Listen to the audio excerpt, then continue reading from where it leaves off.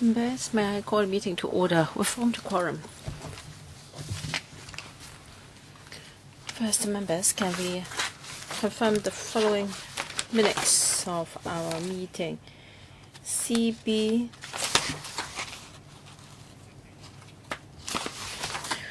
1457/1230 meetings of a meeting dated 25th of February 2014. So far, the administration has not received any proposal for amendments. If members have no question, can we confirm the minutes, please? Okay, thank you. Since the last meeting, a number of information and papers have been received. For details, please refer to the agenda. Do members have any special comments on papers, please? Mr. Kwakaki, Chairman, we've just got a paper from the Development Bureau on the Central Western Central and Shatin Link. According to the Secretariat, they only received it just now. We are very dissatisfied with this, and we have written to the Bureau through the panel. We want to have a meeting as early as possible. As we all know, the heritage site there might be damaged as we dilly-dally. So can we arrange a meeting? And I think this should be the top priority for this panel. And I think we should be the panel monitoring the AMO. Ms. Lau, I agree with Dr. Kwok. So I think this is a territory-wide issue. Yes, we have to strike a balance. I understand that residents have been waiting for the rail for a long time, but some heritage relic is found there. So let's ask the panel to give us an account of the whole thing. Okay, do members have any other points on this? I also support Dr. Kwakaki. Okay. The Railway Subcommittee is going to discuss this issue. So one way is to ask our chairman to talk with the chairman of the Railway Subcommittee and see whether we can have a joint meeting. And for the next meeting, we have an item on progress of heritage conservation initiatives. So this is subject to the arrangement of the chairman, Mr. Lam Fat. Well, joint meeting. When it comes to heritage and archaeology, I think the Home Affairs panel is also relevant because heritage conservation is under the HAB. Then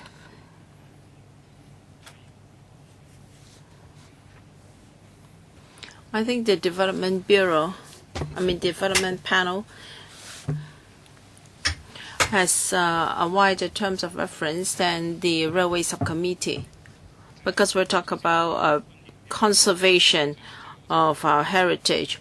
Of course, I welcome all members to be present, given that it is such a big issue. However, when it comes to the protection of heritage, it should be under the Development panel. I won't labor on this point anymore, but I think this is the most important issue for this panel. Of course, I welcome members from other panels, such as the HAP, to attend our meeting.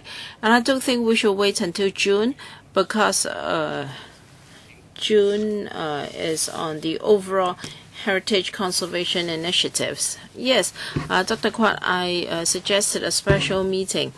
I will invite our chairman, Mr. Lawang Fat, to discuss with the chairman of the Railway Subcommittee, Mr. Michael Tian. Since so many people are interested, perhaps we should have a special meeting convened to discuss this meeting. There must be someone from the Home Affairs Bureau. Okay, point taken. All right.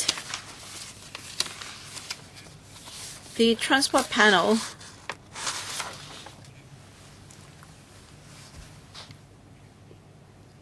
will visit the site in early June, the transport panel. I don't know whether members are interested in joining the site visit. Because Mr. Chan Kam Lam, chairman of the transport panel, Mr. Chen is here. Mr. Chen, can you invite members of the panel to go along? We are making the arrangements. Once they are ready, we will invite all interested members to take part. I would like members to take a look at the heritage site of Hong Kong. Okay. Any other? No? Then the next agenda item.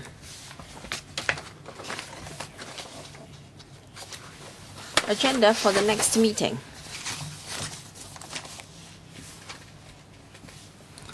I'm on the first. Mr. James Tian, well, I thought you were on the first item, but you deal with this first. Okay. Agenda for our next item. The next regular meeting is scheduled for the 24th of June at 2:30. The administration has got 4 proposals for us.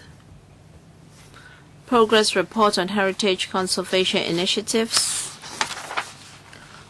PWP item number 13GB, Lantang Han Yuan Way boundary control points and associated works. Progress update for buildings and associated facilities. The third item, work of the Urban Renewal Committee Authority. And fourth, preliminary feasibility study on developing the NT-North Stage 1 public engagement. And then earlier on,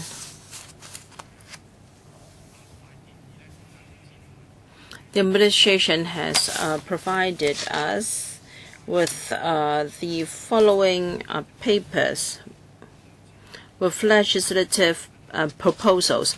First, on revision of non-livelihood related fees and charges under the purview of the Water Supplies Department. Second, on revision of fees and charges under mines, safety regulations, dangerous goods, etc., under the purview of the Civil Engineering and Development Department. Since members would like to discuss these papers, I suggest we do it in June to allow us sufficient time for discussion, because there are quite a number of items. I suggest that we extend the next meeting by 2 hours until 6:30, just like what we do for today. Do members have any comments? Dr. Kwok, for sure we need 4 hours. But if we want to cover fees and charges from WSC, I don't think 4 hours is sufficient, because many members are interested in development of Northeast NT and also the URA. For instance, the URA has frequently hinted that the criteria for compensation should be changed. So I suggest that you allow us enough time to question the administration. If actually, I don't mind having another meeting to discuss these issues, because 4 hours may not be enough. Okay, let's see if time's not enough, we can have an additional meeting. We go on to item 4. Paper 3, Public Works Project number 347WF, Reprovisioning of Harcourt Road Freshwater Pumping Station. Please invite the administration to join us.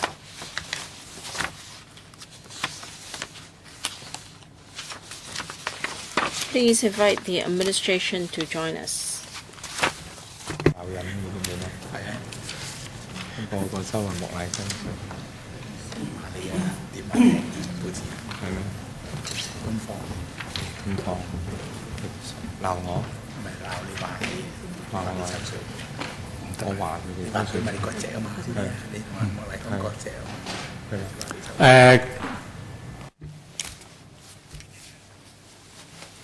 Let me welcome representatives from the administration.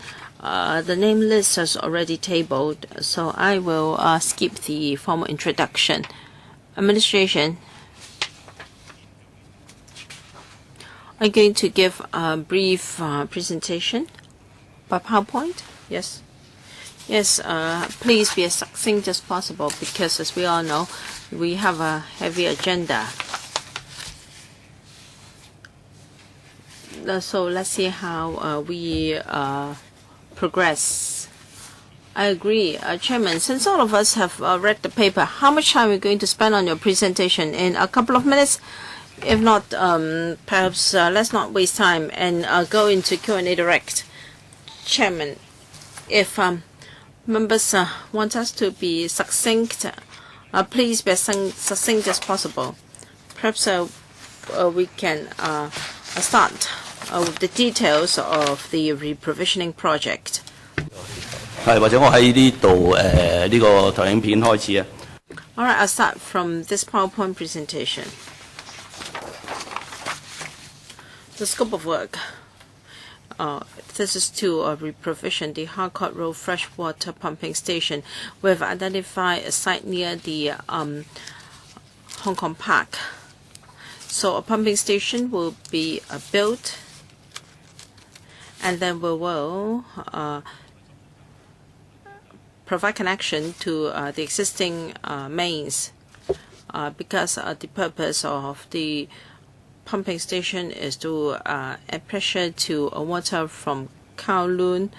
So we have to lay main water mains, and also connect with the mains from Kowloon.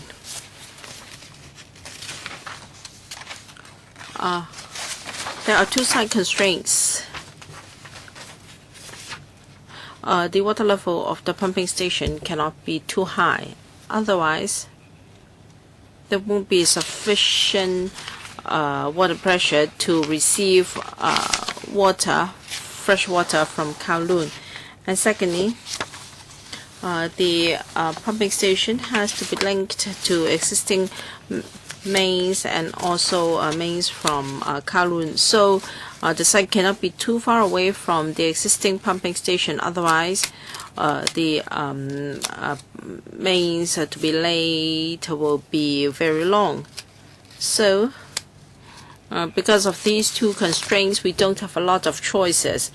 From the mid-levels to the waterfront, the area colored yellow will be more appropriate. We have discussed in great details with the planning department. So as I said, we don't have a lot of choices, and we have decided on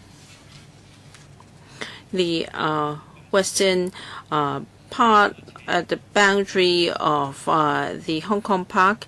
It is near the Central Fire Station on Cotton Tree Drive, and currently there is a plant nursery there.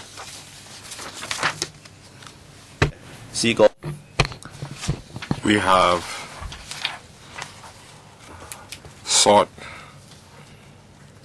antiquities and monuments experts to assess the site, and we found that it would affect two structures.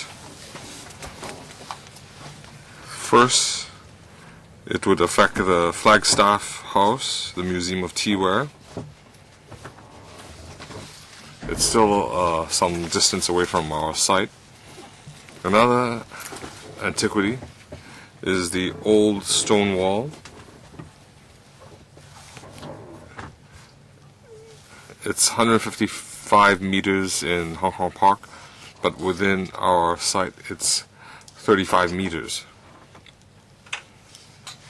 So we will, during construction phase, we will monitor Flagstaff House, and we will not affect the structure. The stone wall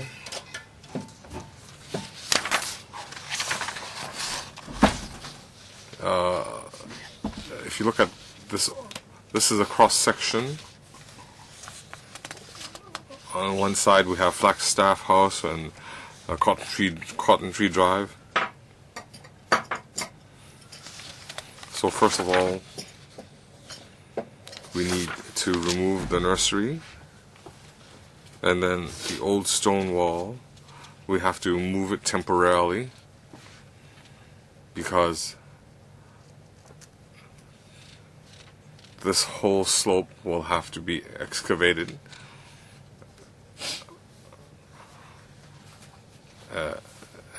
It is some 5 or 6 stories high. In the next phase, we will install some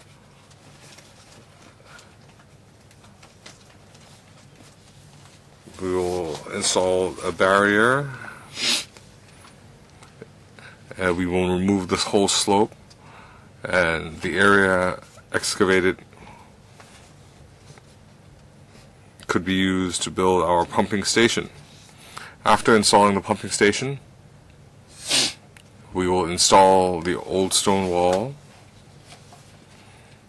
and the nursery will be also reinstalled. That would complete the work. So let's take a look at the way we remove the stone wall.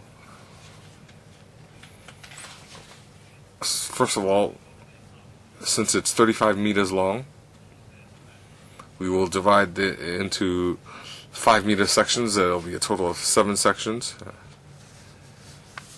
Each section is some 20 tons.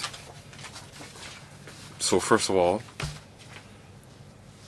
we will conduct detailed surveying and photography. We will temporarily relocate it to a safe location. And after the works are completed, we will reinstall the stone wall. It's not unique to Hong Kong or unheard of. For example, in Canada, this is the Halifax Citadel. They have this octagonal citadel. The old stone walls are dilapidated. Each piece of stone is numbered, it's recorded, relocated, and ultimately reinstalled. So the methods we propose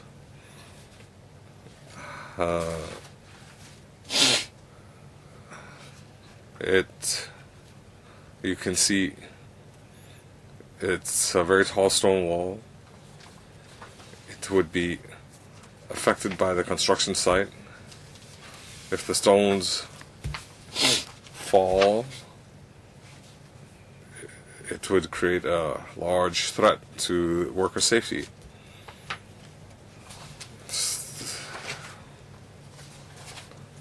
So our restoration is more refined than the Halifax case. It's relocated every 5 meters.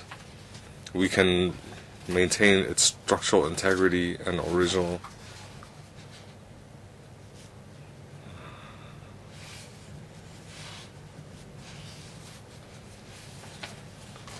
The audience in the public gallery, please refrain yourself. Let's take another look at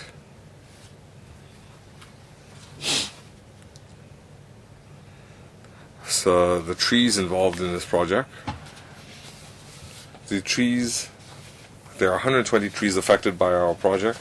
You can see that the slope will be excavated, so we can only save 1 or 2 trees. 118 have to be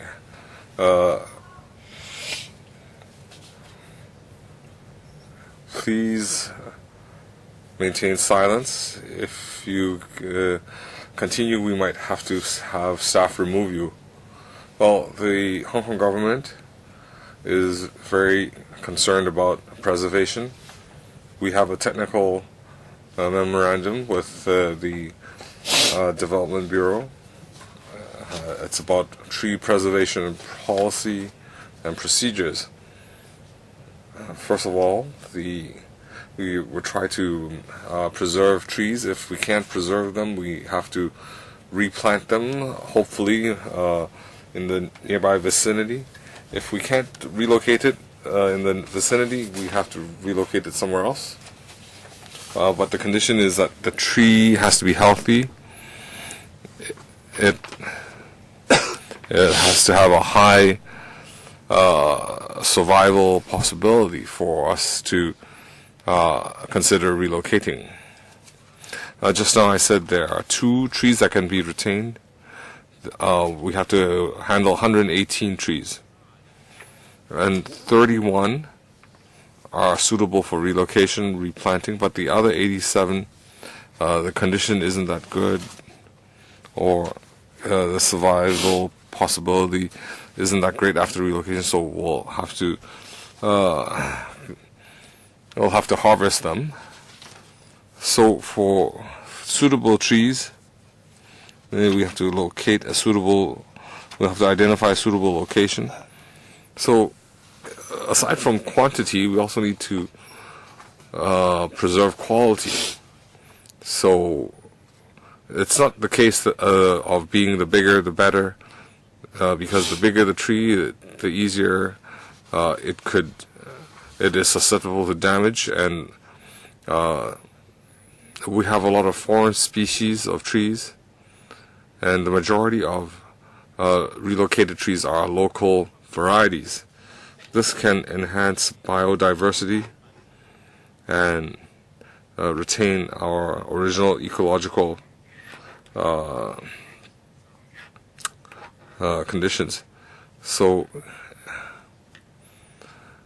in line with the pumping station and other green landscaping works, we believe this can mitigate the impact on the environment.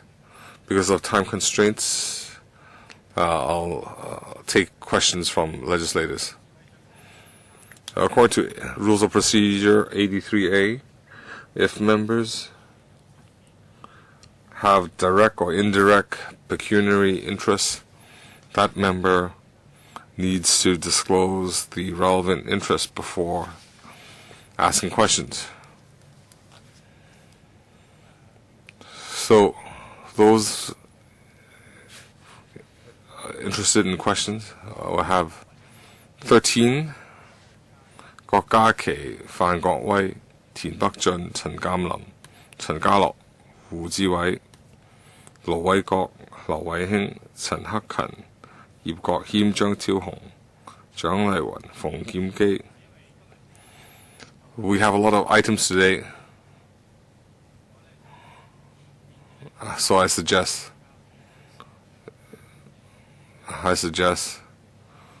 the question time will be limited to 4 minutes, including question and answer. I don't think we can entertain a second round. well, you're assuming that you won't allow a second round, but you see, it's a very controversial item, and there are a lot of objections. It involves a lot of historic trees. If we cannot get satisfactory answers just through a few pages of documents, so I want to ask 4 minutes and no second round. If the is it urgent that it be endorsed today? Can we reject the item? Well, members will have to decide. If you think that there's insufficient time, I'll let you decide. But you need to have a stance. If you feel a lot of issues are not resolved, you cannot push it through the Public Works Subcommittee. It's not an assumption. Chairman, you only allow 1 round of questions. Well, I did my homework. I have more than 10 questions. Even if I ask very quickly, I'll only get 2 or 3 questions in 1 round. If you only allow 1 round, it cannot. I won't be able to get satisfactory answers. Let's proceed with the first round. Kokake. Well, the government is taking a wrong approach. They're building a pumping station there to allow commercial development, and your budget is some 700 million. But your track record has always gone over budget, so it will end up paying $1 billion or more. We're also destroying a lot of monuments and antiquities. What consultation has the government done to garner support for spending 700 million or $1 billion, and you're also demolishing a 100-year-old monument to build a commercial building? The third phase of land reclamation has not come back to LegCo for discussion. Once and again, antiquities and monuments have been neglected by the government. When have we agreed to allow the building of commercial properties in all these locations? Why did you choose a site where there's a antiquity? What kind of feasibility studies have you done? What other sites have you considered?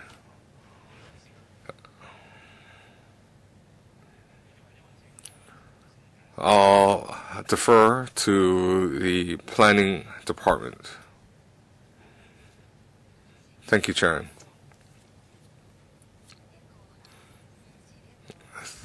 The pumping station construction site in our harborfront design, it was slotted for commercial development. That is to consolidate it was to consolidate the central business district development. We had visited many committees. We had collected opinion from stakeholders. In the harborfront, some places were recommended for commercial purposes. In the first stage of consultation, in the central pier, they had high plot ratios. There were large. Chairman, you're wasting my time. You conducted a consultation in 2009. I was there. I asked you, when did we agree with your consultation results? You have not provided a clear direction, including the land use. You had You didn't say that you would destroy a monument. Do not mislead us. When did we approve of this? At the time, in the Central Pier, we suggested using the current pumping station for commercial purposes. In our consultation, it was stated clearly, of course, the pumping station needed to be relocated for commercial development, but we did not identify where the pumping station needed to be relocated. The Water Supplies Department had proceeded to identify a new site.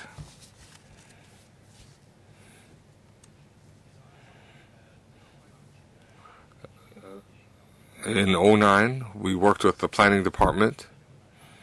As you see, we have these restrictions. There's not a lot of available sites. We had identified different areas. This area is suitable. Along Justice Drive, we had considered a public facility site there, and in Hong Kong Park, there's a restaurant near Flagstaff House. But if we are to build pipes in that area, it would go through Hong Kong Park. So during construction, or even in operation stage, it would have an impact on Hong Kong Park. The site, I agree, theoretically, it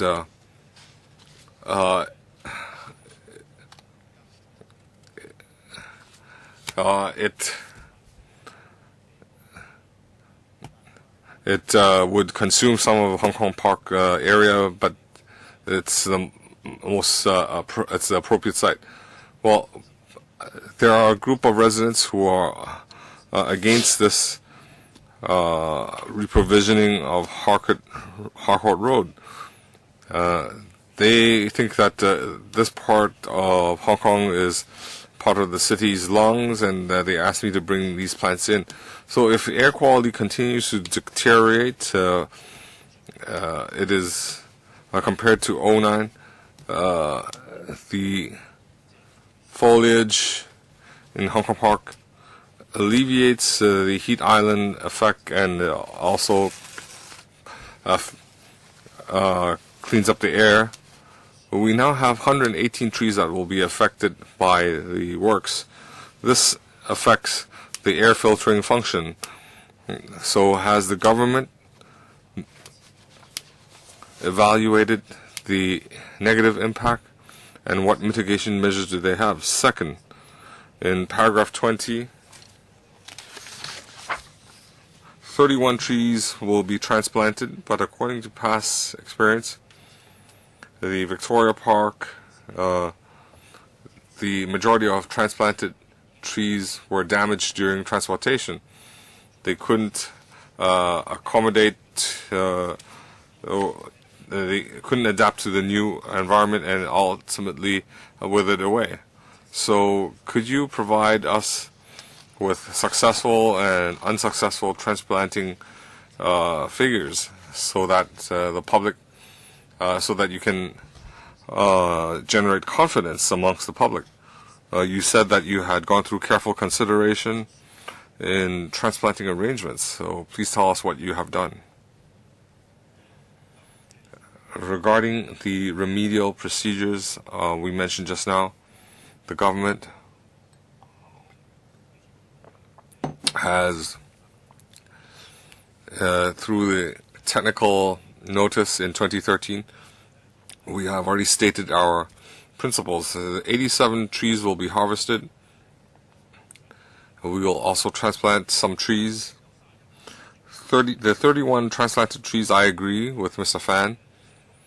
If we don't choose carefully, the damage is very large. So we have recruited some tree experts, some arboreal experts. Some 17 trees will be planted in Hong Kong Park.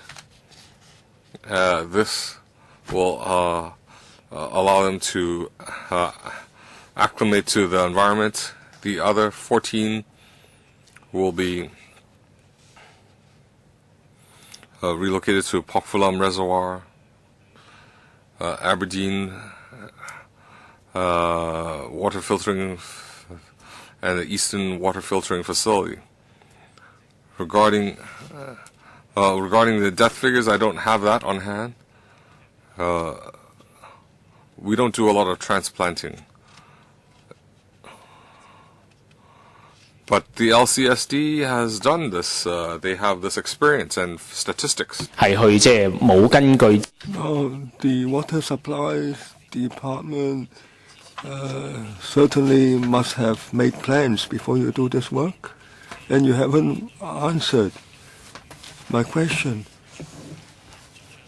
about the impact of the works on the air filtering functions of the Hong Kong Park, the impact thereon.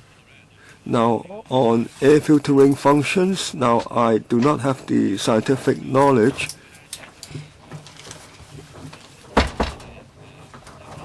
Well, we try to make up for the number of trees. We try to locate the right species of trees. Now, have you made an assessment? No, not on air quality. Now, during construction period, there may be a period during which the trees have to grow. That might be an impact there.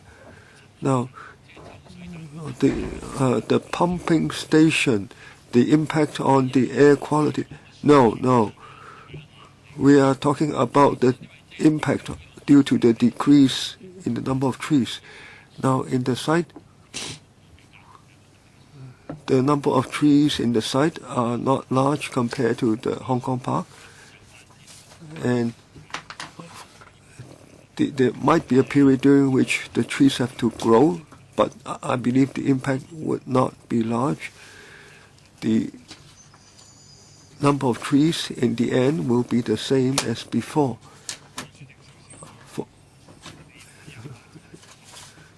Mr. James Tan.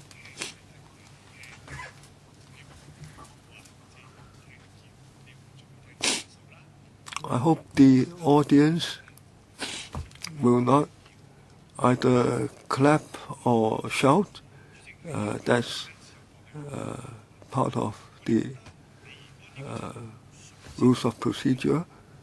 Now, in the view of the Liberal Party, we ask if the pumping station has to be moved. Does it have to be moved to part of Hong Kong Park? And now you can't just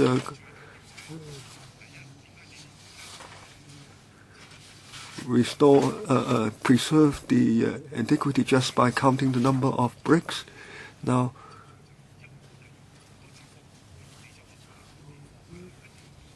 does it have to be moved to this area, to this slope?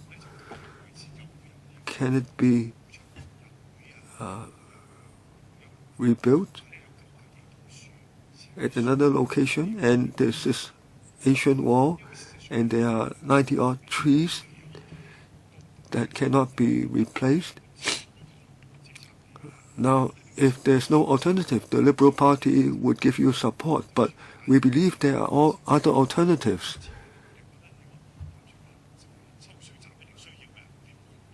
Well, we do need a pumping station. I'm not talking about the $700 million of money amount, but we're talking about the choice of site. Mr. Yeung, can we talk about the difficulty of reprovisioning in situ?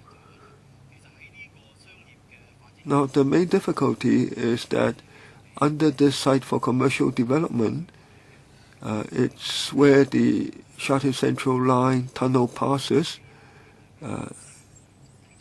So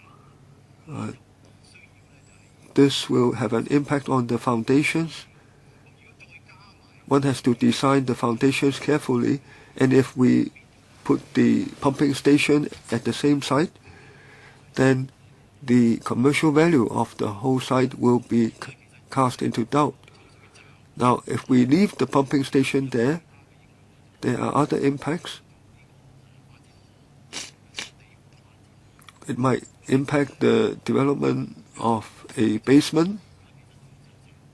The pumping station is 9 to 10 meters tall.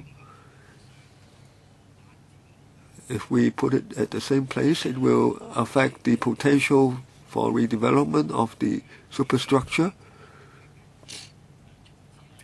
So we think reprovisioning in situ is not so appropriate.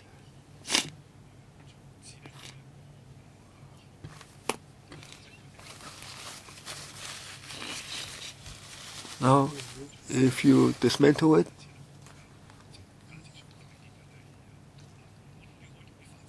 and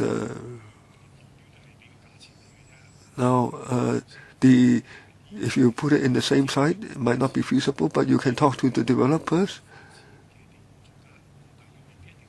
It doesn't have to be exactly in situ, but it wouldn't infringe onto the Cotton Tree Drive section of the Harcourt Park.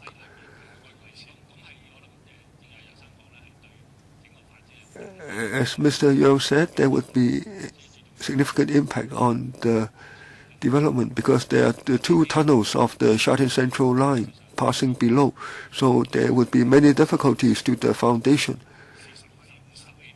The Sha-Tin Central line, how deep is it? 20-odd meters, so it's very close to the surface. Well, our foundation works must not do damage to the two tunnels. There are two tunnels, so the foundation works must not come within 3 meters of the two tunnels. So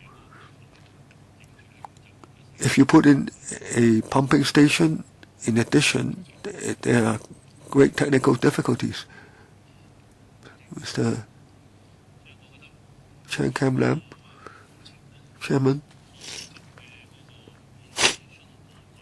the works have wide-reaching impact. We have to consider carefully. The existing pumping station is unable to cope, so we have to reprovision. But we have to take into account the impact of relocation, so we have to carefully consider the views of the residents and the district council.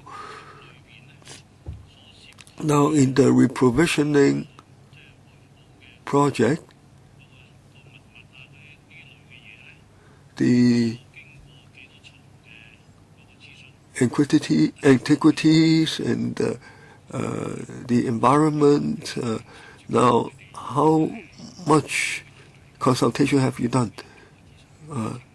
I believe they have consulted at the district council and so on. Now, we have done quite a lot of consultation. The two district councils have been consulted, Wan Chai and Central and Western. Last year, we obtained their support. Now, as for the two antiquities, now the ancient stone wall and the old house. Now we have had experts to conduct an assessment, and we submitted the report to the Antiquities Advisory Board, and they have given advice on how to preserve the wall. Now, originally, we wanted to rebuild at the new site, but the AB asked us to do it by stages, and we have taken on board their views. Now, most of the members of the AAB support our enhanced conservation approach. The old stone wall, can you have a guarantee, provide a guarantee that not one piece would be missing in future when after it's relocated? We would take photos, conduct a survey, and we would employ contractors who have solid experience in preserving antiquities, and we would notify the AMO and of our approach. So I believe we can preserve the wall intact. Mr. Chen Kowloon? The Civic Party is totally unable to accept this proposal.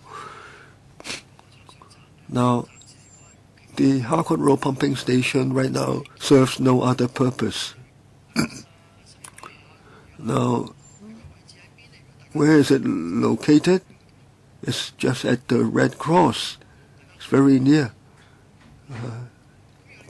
There is currently no plan for office and commercial building there. Now, why can't you reprovision in situ? Because here you are encroaching upon the open space in Hong Kong Country Park. You haven't resolved this matter, and you make the alteration at Town Planning Board. That is, the open space has been converted to pumping station, and you call it the old stone wall. It's 150 years old. Now, I went there because the document is too simple, unreasonably simple. I went into the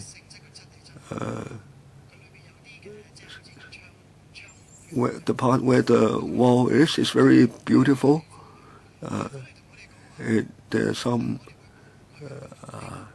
window-like openings. Now you say you want to protect it, but you dismantle it, and then you try to reassemble it. It's just like Lego, but is it Lego? Now I like to warn the public upstairs, you must keep quiet while the meeting is in progress, otherwise I have to ask you to leave.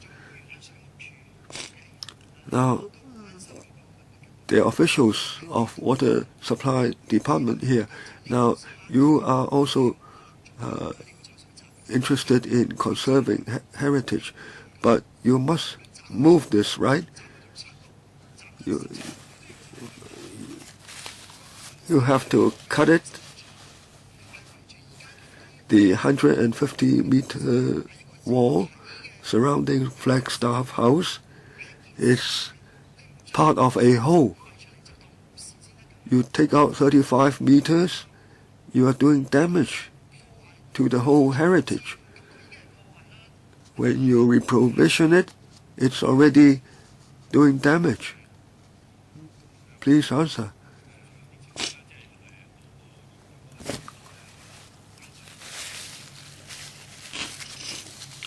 We haven't altered the land use of the slope, the use as open space. We merely obtained the TPB's approval for us to build the pumping station here. Right now, the slope is not accessible to the public, and it's not visible from the Hong Kong Park. That's the point. Now, we just try to move the facilities so that it does the least damage. It's like moving the facility into a cave. We move a large quantity of soil and put in the pumping station. Now, as for the method of conservation, Now, just now you saw the approach abroad. Is the approach in some other country always better? Now, I think the AAB is the best venue for discussion of this issue. Now, we haven't seen the minutes of the AAB. I went on the internet. I couldn't find it. There were reports that some members were against it. We mustn't ignore, even if it's just from 2 members. Well, there is damage. You can't deny that. You can't say it's a matter of viewpoint. Now, you have already obtained an approval for alteration from the TPP. So you haven't answered the concerns of the green groups and of the members who are concerned. We must not let this item be passed today. Wu Chi-wai. I have seen the document by Hui Chi-feng, member of the Central and Western District Council. Now he said that the consultation of the District Council was incomplete. Now you are claiming that the District Council has given its support to this project. What is the basis for that? Is it based on their decision in a meeting on 17th of October, or is it the one on 28th November when they sought members' views on the design of the pumping station by means of an unofficial circular? Now, when we consulted the Central and Western Cultural District, we supplied some supplementary documents, and we circulated documents to ask whether the members support it.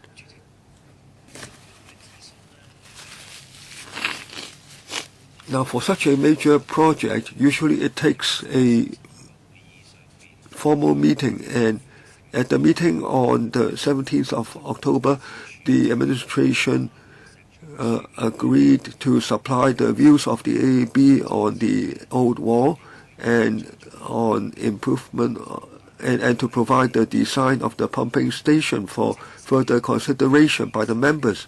Now, why haven't you gotten the formal authorization by the District Council before you come here?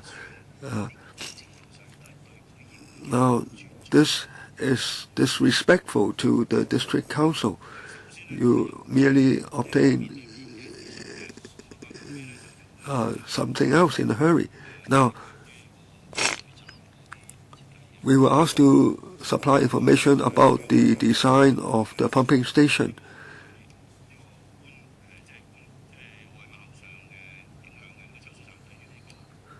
We were asked about the visual impact of the pumping station on Hong Kong Park, and we did supply the supplementary paper. And on that basis, the district councillors circulated the letter, and by that approach, by that means they showed their approval to our paper. Now, so it said here that they approve of the pumping station to the proposed site, but they have reservations about the design of the pumping station, new pumping station, and that is what we relied on. Now, I understand this procedure of consultation. Now, you had the meeting on 17th of October. Now, District Council committee member, the committee concerned would hold a meeting within a short time. You should provide the document and ask for the formal authorization.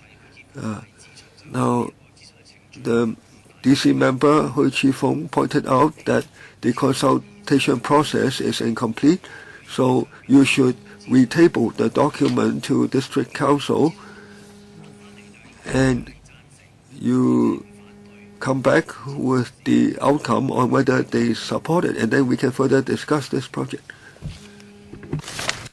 Would you consider that? Mr. Lo Wai Kwok. Thank you, Chairman. There are studies to move some public utilities into cave-ins so as to free up valuable ground space for other purposes, for housing, for business and commercial uses. So sometimes we have to make decisions when it comes to existing facilities and reconsider where they should best be located. While this is not a natural cave-in, we're actually creating a cave-in on a natural slope. And there will be excavation, and then a retaining wall will be built, and then construction of the pumping station, then backfilling and planting of trees will take place. So I'd like to see if my question can be answered. After completion of the water pump station, I'd like to know how deep backfilling and planting of trees will be. Because if you plan to build trees, of course, the soil has to be deep enough for the healthy growth of trees in the future. And if we take a look at the slope, will we be seeing a building or a slope in the future? Well, you may have to reserve exits and entrances, but I cannot envisage what will the place look like in the future. Okay, 2 questions. And then I will follow up. Anyone from the WST? After the pumping station is completed, well, even on the ground floor and underground, we are going to plant trees. We will backfill enough soil up to 2 meters deep for healthy growth of trees. Members may be able to see from this slide that we have adopted a terraced design for the pumping station. So trees can be planted on the ground floor, on the first floor, and even on the rooftop. So many trees will be planted at different levels. We are going to plant a lot of trees. Thank you. What about the wall?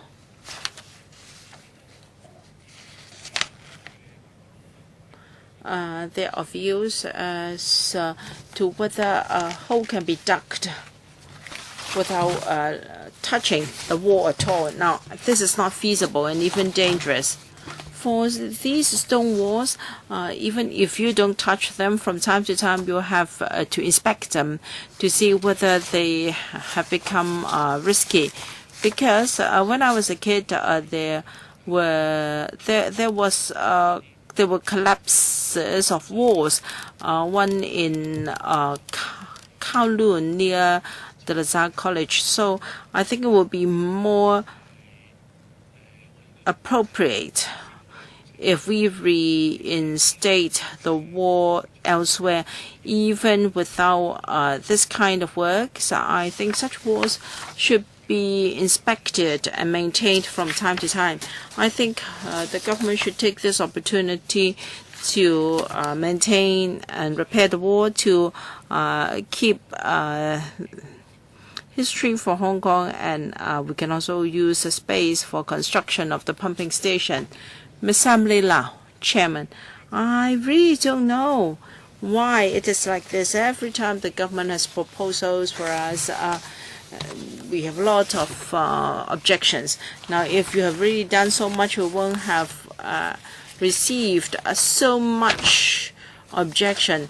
Now, approval by circulation by the Central Western District Council. As you know, Mr. Hui Chi-Feng, our party member, was moved out of the chamber of Central Western District Council by security officer or by the police. Well, maybe some members of the Central Western District Council really supports you, but here I have yet to hear a lot of supporters for you.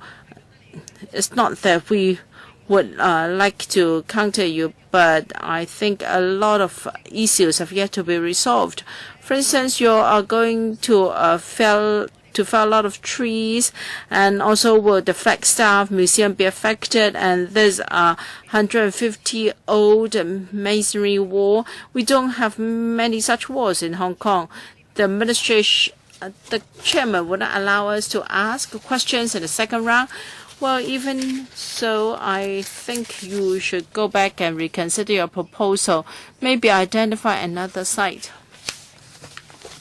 so as to allay the concerns of the district council, the legislative council, and members of the public.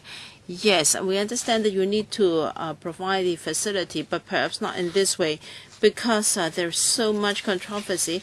Perhaps you should reconsider an option with more support of the public. Chairman, shouldn't the administration do it this way? Yes, we've heard Ms. Emily Lau's views, but we really have considered very carefully how the wall should be preserved. But perhaps obviously some members of the public do not agree with me. Yes, for sure. Since you've heard such objections, shouldn't you go back and come up with a more supportable proposal? Perhaps there are other ways to do it, less so controversial, and with more public support. Shouldn't you come back after you have come up with this proposal? Well, in June, we're going to the Public Works Subcommittee. Well, we've heard members' comments, and we'll go back and think about it. I advise them not to do so, otherwise there will be a filibustering at PWSC. You know what happened this morning.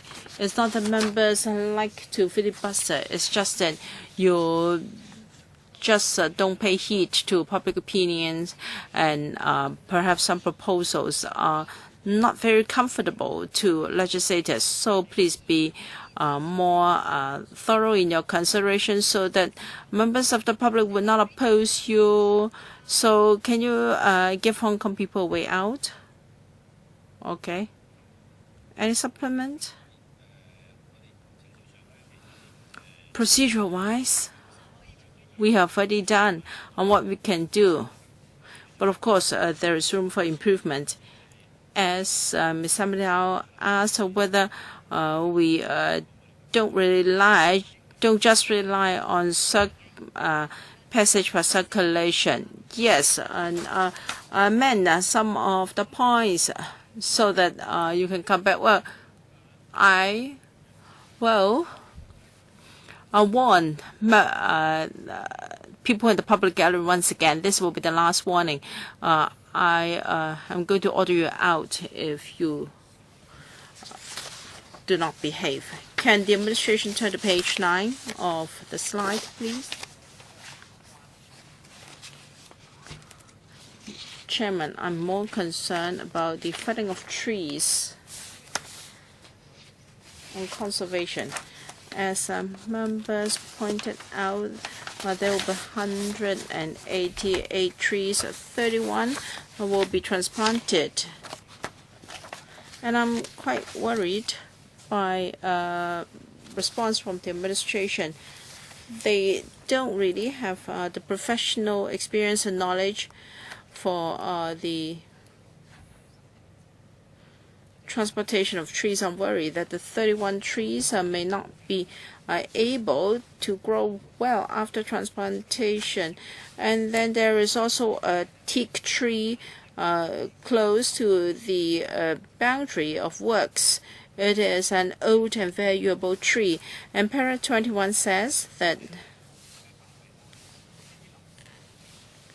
there would be temporary railing installed around the tree so as to protect it. But this kind of reply from the administration shows that they are entirely a layman when it comes to the protection of trees. You should not just protect the tree crown, you should protect the roots as well. And the roots do not just stop at the boundary. If you just use a boundary temporary fence to protect the tree, how can you ensure that this old and valuable tree will not be affected?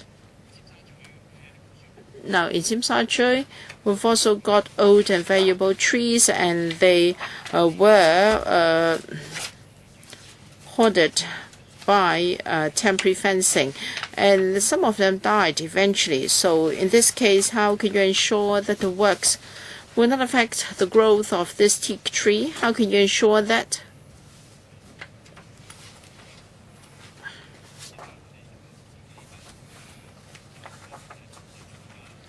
Of course, we are not experts in tree preservation, but we will employ tree experts for tree surveys and transportation of trees. The LCSD will also help us. They will be the gatekeeper to ensure that our procedures are right. And regarding this teak tree, an old and valuable tree, how do we protect them? Well, we have a technical circular from the Bureau. They have a tree protection zone.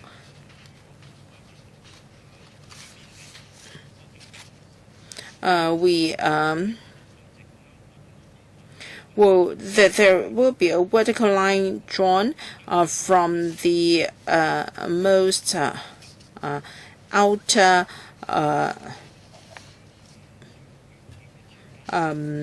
boundary of the tree. Well, you mentioned tree experts. Why is it absent in the paper? And how much money are you going to spend on tree experts to protect this tree, in particular for protection of that teak tree? Para 19 mentioned what we've already done. Well, a landscaping expert. Landscaping design is totally different from protection of trees. Chairman, I think you know that we'll talk about two professions. Perhaps the paper was not too clear. We have also consulted tree experts. Mr. Kwok Him.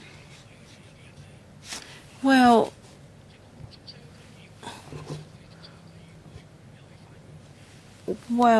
some people spoke as if they were members of the Central Western District. In fact, I'm a member of the District Council.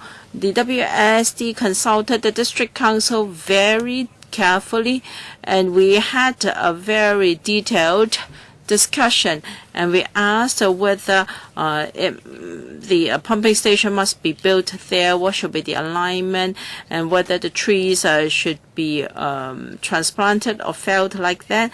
And we also discussed at length the design of the water pumping station. Now, if it were really approved by circulation, please do not distort what happened at the Central Western District Council. There was a very clear discussion at the relevant committee. There was no objection, though we made a number of recommendations, including in the aspect of greening. So if you say that the paper was approved by circulation, I hope members will not distort what happened at that council meeting. Well, Mr. Ho Chi-fung is entitled to his views. I won't represent here, but it was the decision of the District Council to support the proposal. We believe that with the proposed mitigation measures, the project is acceptable. And should the pumping station be relocated, we also asked why does it have to be moved so far away? There was an explanation from the administration. Secondly, the slope. Well, Dr. Kwokaki is not here. He was once a Central and Western District Councillor. Has he ever inspected or been to that place? It's a very hidden place, and usually you cannot gain access to the place because it is covered by trees. And we want to excavate the slope, and we are concerned about the greening aspect, whether the felling of trees can be compensated, and we are concerned about the masonry wall. It is a heritage item. Would there be ways to preserve it? All these were mentioned and discussed in the District Council. We do have minutes to reflect this discussion. We have no objection, and we find the proposal acceptable. Order in the public gallery, please. Now, if you continue to speak, I have no choice but to invite you out because you are obstructing the progress of the meeting. So this is the last warning.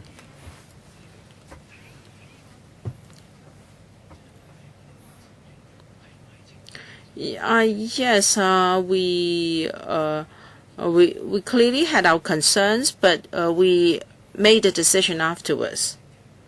And for the stone wall, we do accept these proposals.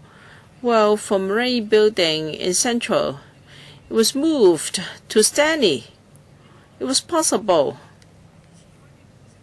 We want to preserve the stone wall without affecting the project. Yes, it is worthy of consideration. I support the paper because if our concerns can be addressed, that is okay, because we indeed have a demand for land.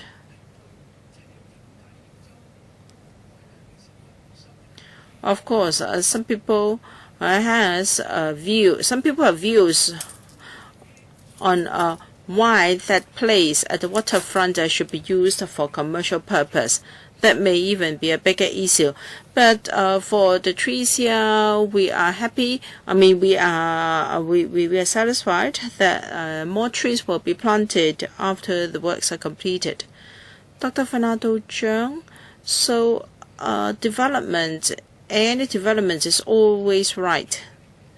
So the water pumping station is now at a prime location. So the Hong Kong Red Cross headquarters and the freshwater pumping station have to go. And you have identified a site in the park. You call it relatively hidden to accommodate the freshwater pumping station. So there will be damage to the park. And then 150-year-old stone wall will also be damaged next to it. We also have the Flagstaff House, which is monument. So what do we have to make way in our park? Because then the land at the waterfront can be freed up. The government can make money by land auction, and developers can build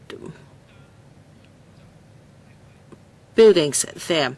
The government and private developers will gain, and our public space and also our heritage and our trees will suffer. Public officers talk about reducing the number of trees to be felled and also relocating the stone wall elsewhere. I think this will lose the meaning. The historical value of the Flagstaff House and the stone wall will suffer as a result. So is it really necessary to do that? Is it a must that the pumping station has to go? No, it's just because of commercial and economic considerations. Why is it that in Hong Kong these factors always override the need for public space in Hong Kong? 已經因為你嗰個繞道 Victoria Park had some trees removed. We have some underground shopping malls on top of parks, beneath parks rather. So why does commercial consideration override public use? Is there any necessity to move? And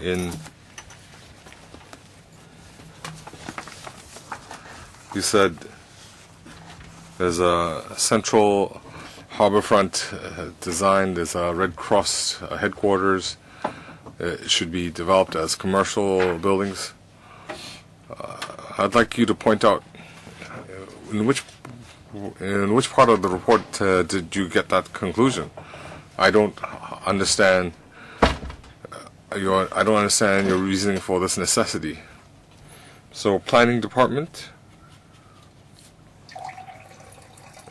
the central new harborfront study after 2009-2010.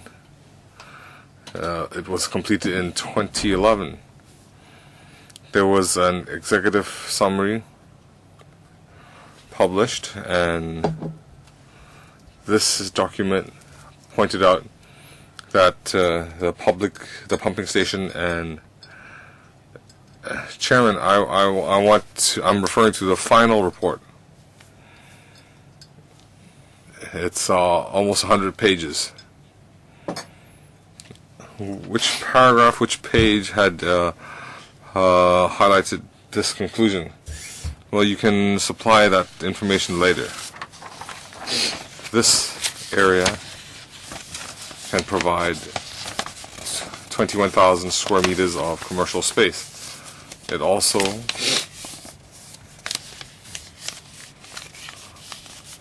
could provide a grade A office space. In these community facilities in 2013-14 policy address, the CE had also pointed out that the GIC Government Institute community land should be released for appropriate uses, and that could help alleviate the land shortage. So Mr. Fernando Chung has asked for information. You can provide that later. Well, it's an open document. We can provide that later. Ms. Chung, I won. Thank you, Chairman. Well, we heard colleagues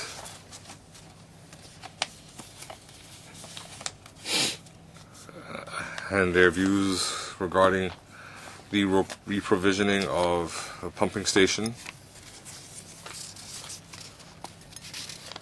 It seems that the government has not responded to Mr. Fernando Chung's question that why this pumping station needs to be relocated. Can it not be relocated?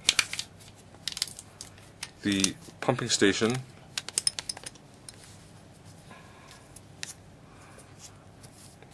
will be affecting three things: Old Stonewall, Flagstaff House,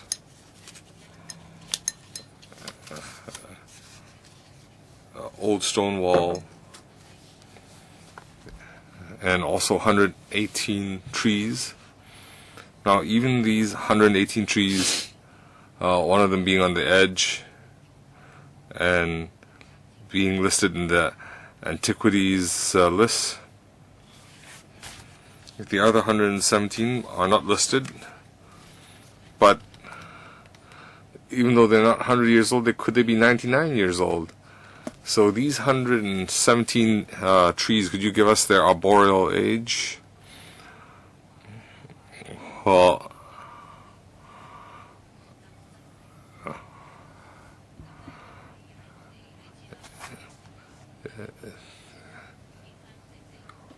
why can we still survive on Earth? How come we cannot relocate to the moon? It's because it's the trees. Now, if we don't have any other resource, we need to transplant the trees or rebuild, provision. If the purpose is money,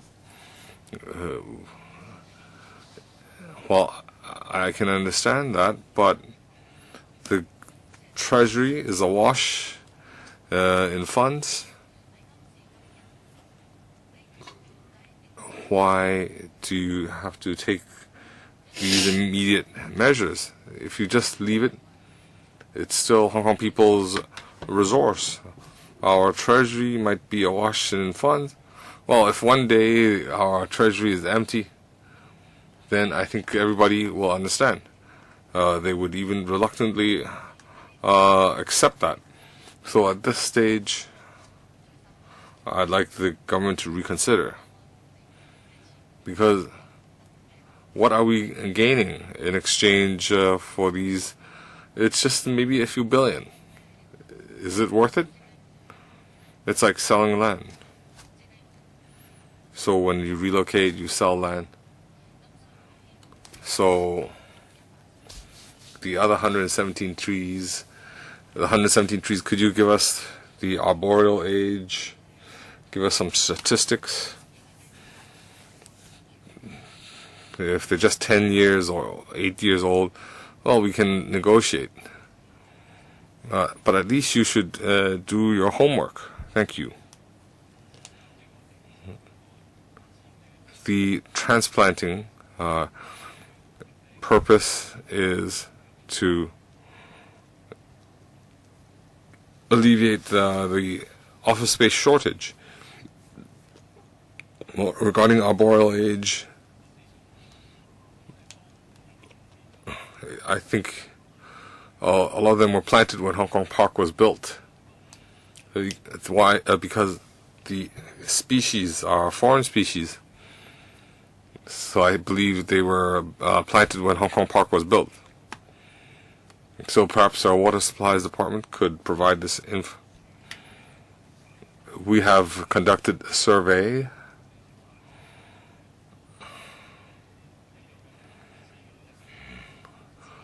We have size information. The central is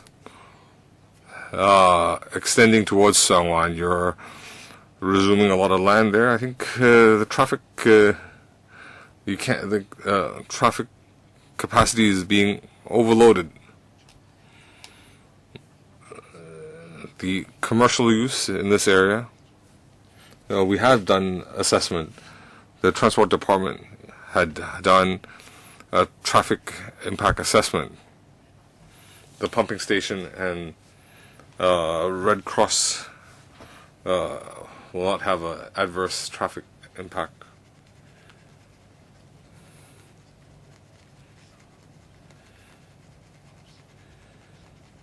Well, could you conclude this as soon as possible, because the second agenda item should have started at 3:40. I've attended the last few meetings, and in some support district council, they want green landscaping when trees are harvested.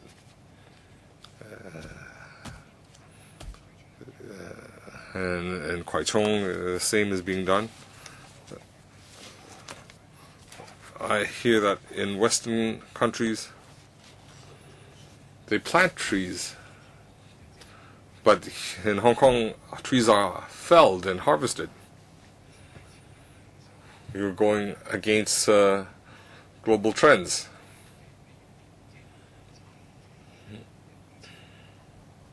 Each occasion, hundreds of trees are felled, and here 100 odd trees in Samsoipo, 100 odd trees in Kwai Chung.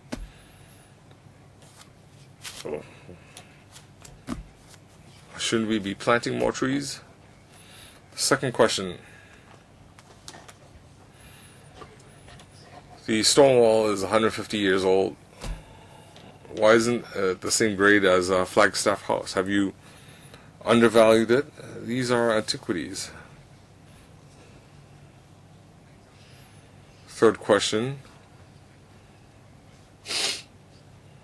The project is just 10 meters away from Flagstaff House. Are you sure you won't affect it?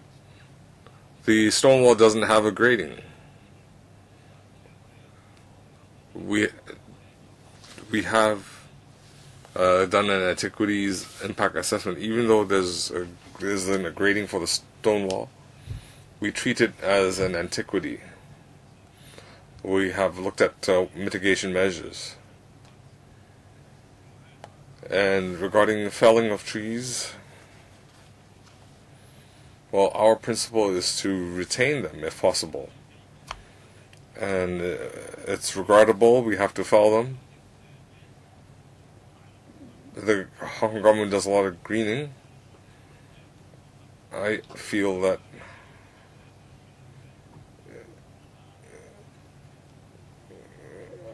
I think we're planting more trees than harvesting trees.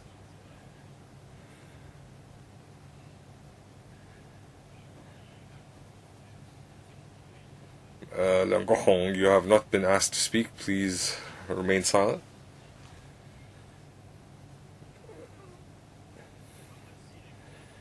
Regarding Flagstaff House, we are aware it's a very valuable monument. We won't do explosives. We will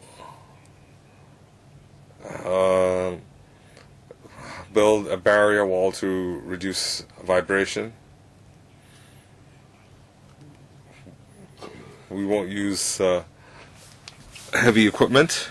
We will restrict vibration, and we'll be monitoring any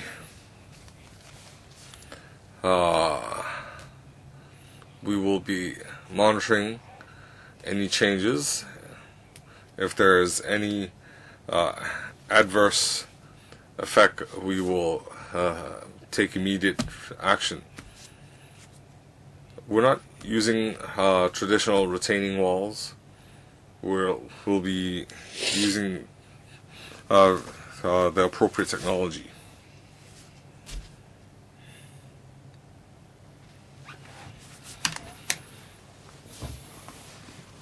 The planning department in 2011 had conducted the Harbourfront City Urban Design, and they said that the Red Cross and pumping station could be developed into commercial property. So which department had first stated the water pumping station be relocated? In which year, which department made that suggestion? And where will the Red Cross be relocated? I'd like to ask these two questions. Then I'd like to follow up.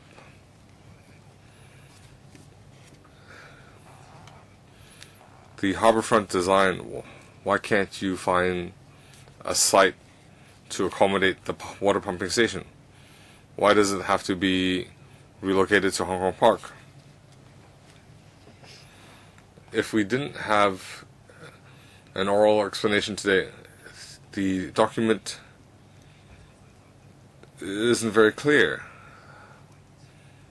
It doesn't state where the old water pumping station is and how much of Hong Kong Park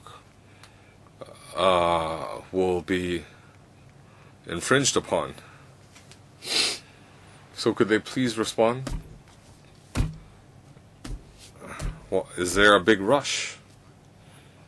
Why can't we find an area in the harborfront? We don't need to relocate it up Hong Kong Park. Planning department?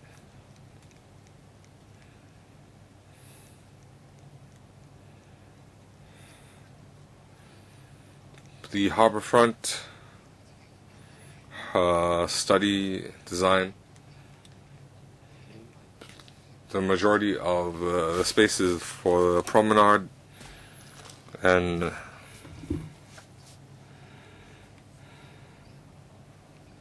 to the north of the site there will be commercial developments. To the east we'll have a shaded, I'm not being disrespectful, but I'm more interested in 2011 after the report was issued, when which department on what occasion start discussing developing that area as commercial properties and relocating the pumping station.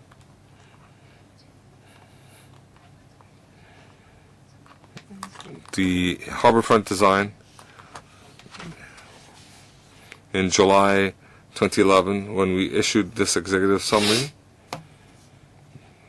the study results were explained, and we pointed out that Red Cross and the pumping station. I'm aware. I can't get a response. We had the report. Which department? Which official? At what? On what occasion? At what time did he start this relocation plan? Is my question clear?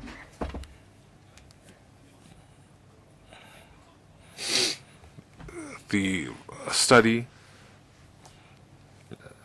identified the Red Cross and pumping station could be redeveloped into commercial developments, and the Water Supplies Department followed up on a relocation site. Could we be given a flow chart after 2011 July? What steps were taken to arrive at the state we have today, Mr. Leung Kwok-hong?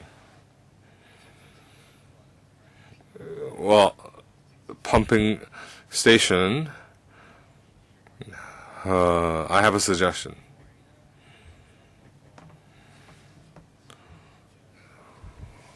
We don't need to reinstall the stone wall. You sell the land, build a tall, rebuild a tall development. Take the Red Cross and the pumping station, reinstalled in the building that you will build. Then you don't need to remove the stone wall. We don't need to demolish the Red Cross and pumping station. You just need to add some conditions on plot ratio. Ask the landowner to reinstall the pumping station and Red Cross in the building. Okay? Can that be your condition? Where's the difficulty? Well, first of all, the Red Cross HQ, they're building it in West Kowloon. Well, how about the pumping station? We explained the site has the Shatin Central link, and there are foundation requirements. If we were to install a pumping station there, the development would be very difficult. There are 2 Shatin Central tunnels. So you're saying technically the pumping station cannot be installed in the commercial development. So if someone could do it, if someone could do it, it could be done. Should we convene a design competition? So you're giving people the land. It could be whatever building, a water gate built. We can have a scandalous building. We can have a pumping station, the DAB there. No. Ms. Jarlaiwa, Why does he keep referring to DAB? It's Mr. Leung Kok-hong's speech time. Well, we have to spend 700 million. Or you can add a condition that we'll have a Watergate building, new Watergate building. It's going to be a scandal anyway. So take the pumping station and just reinstall it there. It used to be a pumping station, and that stone wall, it was built in 1862. It should be in the Second Opium War. This is a historical building. Maybe they were afraid of riots.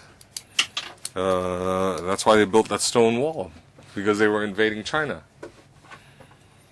Have you examined that? Maybe that was the consideration.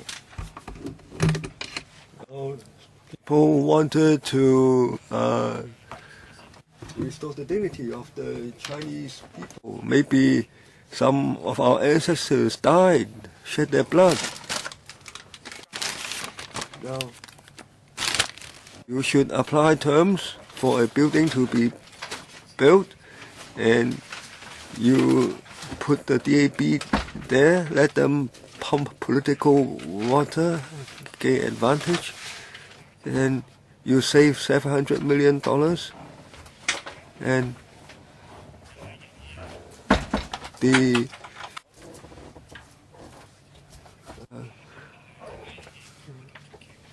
well, I have a better plan.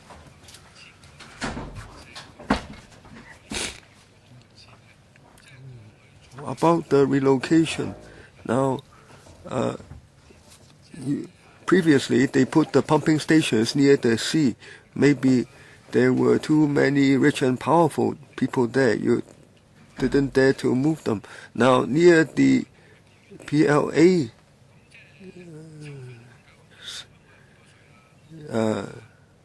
headquarters, they have land there. Now, they also pumped a lot of water at the expense of Hong Kong people. Maybe the PLA is very willing. Maybe the PLA is willing to supply the land for relocating people in subdivided units. So the pumping station can be moved to the PLA pier area, then you wouldn't damage any antiquity. Now the Hong Kong government may have some kind of devious intention. Now they had to use red capital, so they now try to remove any trace of British colonial rule. And the Central and Western District Council hasn't accepted this proposal. Is that correct? Now, the Central and Western District Council has supported our proposal. As for the old stone wall, we will try to conserve it at situ. We are not just demolishing it.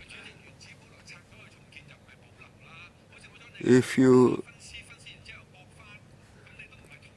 demolish it and then rebuild it in situ, it's not the same thing that's being preserved.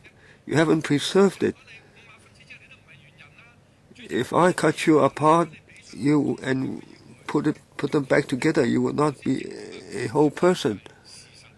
Now, with the government, please confirm this, because some people say that the Central Western District Council hasn't accepted this proposal. So we need to verify that. Please supply the information. We can write to the Central and Western District Council ourselves. Now, there are too many political responsibilities placed on the officials. Well, I do have trust you, but not your superiors. Unless you want to be Frankenstein. Anything to add, administration? No.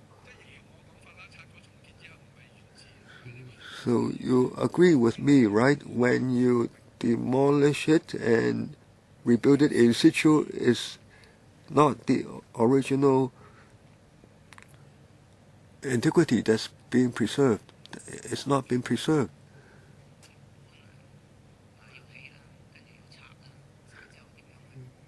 You have to demolish it and then you have to try to conserve it. So you have to strike a balance.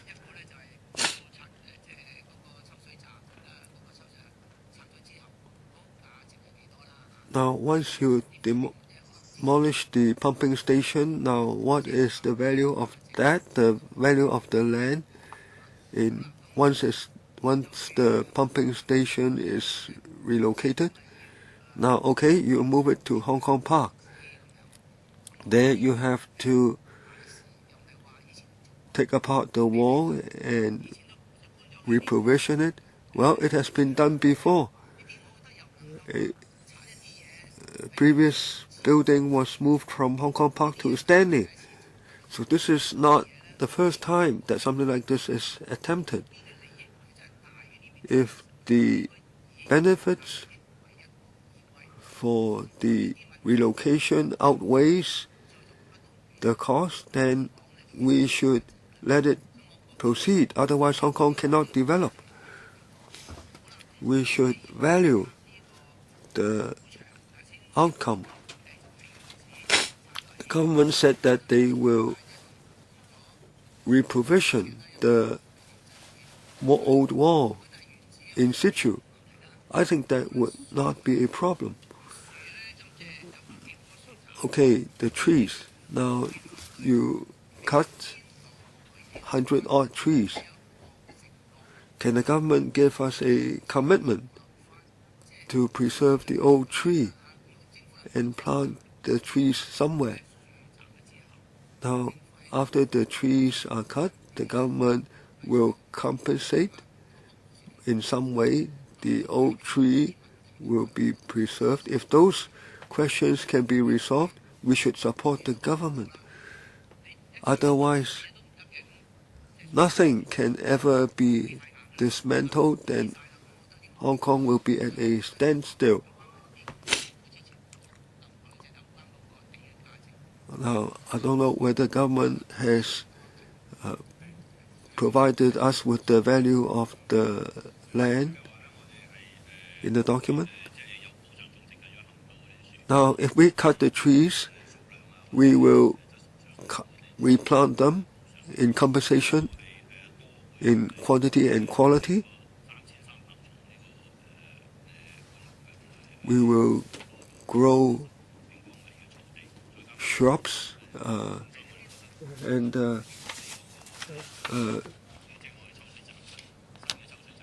3,300 of these shrubs, and the 31 old trees will be relocated to some water supply facilities. As for the wall, it will be reprovisioned exactly in situ.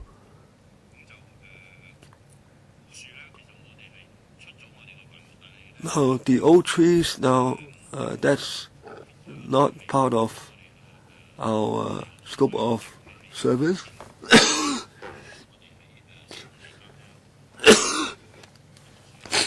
But we will ensure that the old trees will not be damaged.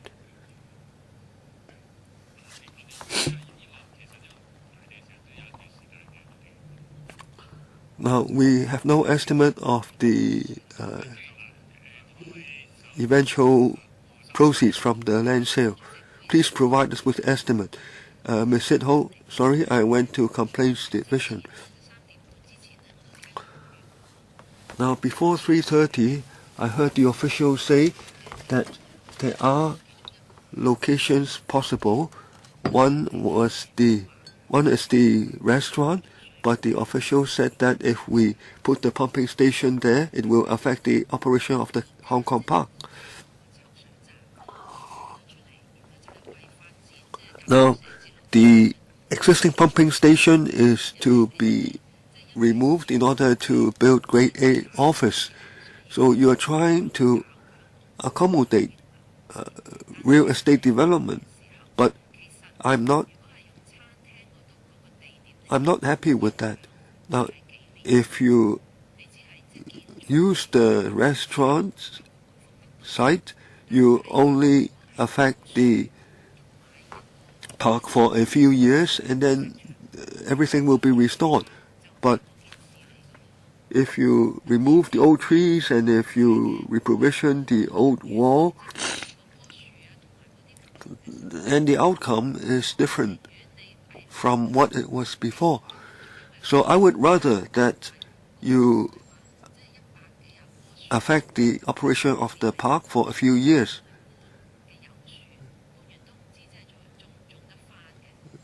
Now, these trees have to be moved, and you are not sure whether the tree will grow properly afterwards.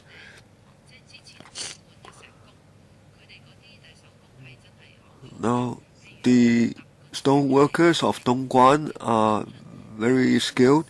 They can remove the old wall and then replace them exactly.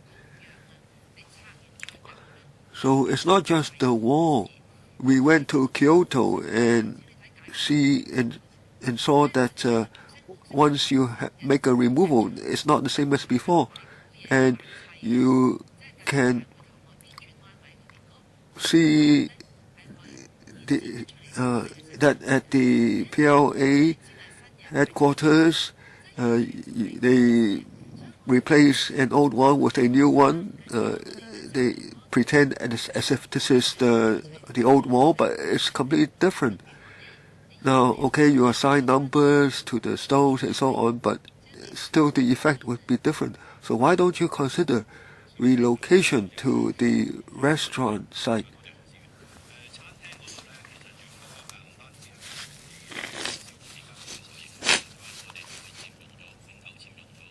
We will, in fact, permanently take up the restaurant site, so the restaurant will have to be moved.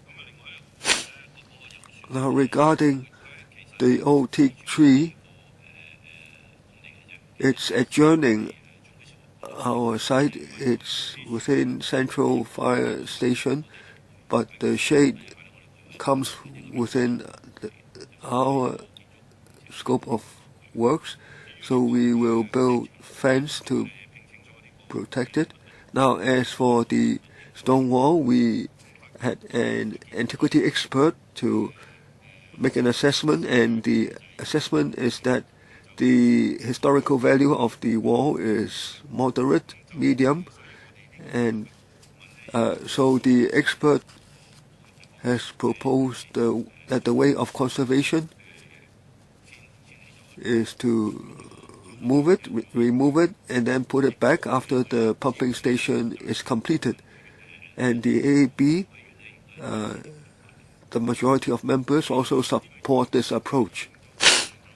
Now, we have discussed this item of agenda for a long time, and many members felt that some of the information by the administration have not been provided at this meeting, especially on the issue of why there can be no reprovisioning in situ. Now we have many items of agenda. We have exceeded the limit set for this item. Now perhaps more data can be supplied next time for further discussion. Now I'd like to ask members government is unable to provide a lot of the information, shall we postpone this to the next meeting when more information is available, so that we can then decide whether we support submission of this item to public work subcommittee? So we will ask the government to supply more information before we discuss this. How many in support?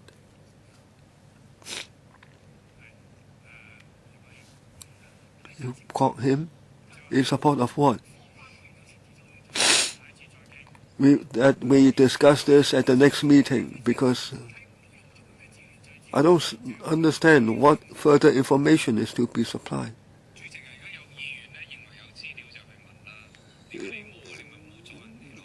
Now, if there is information you can ask, we have asked. We have asked for the technical assessment for other possible locations.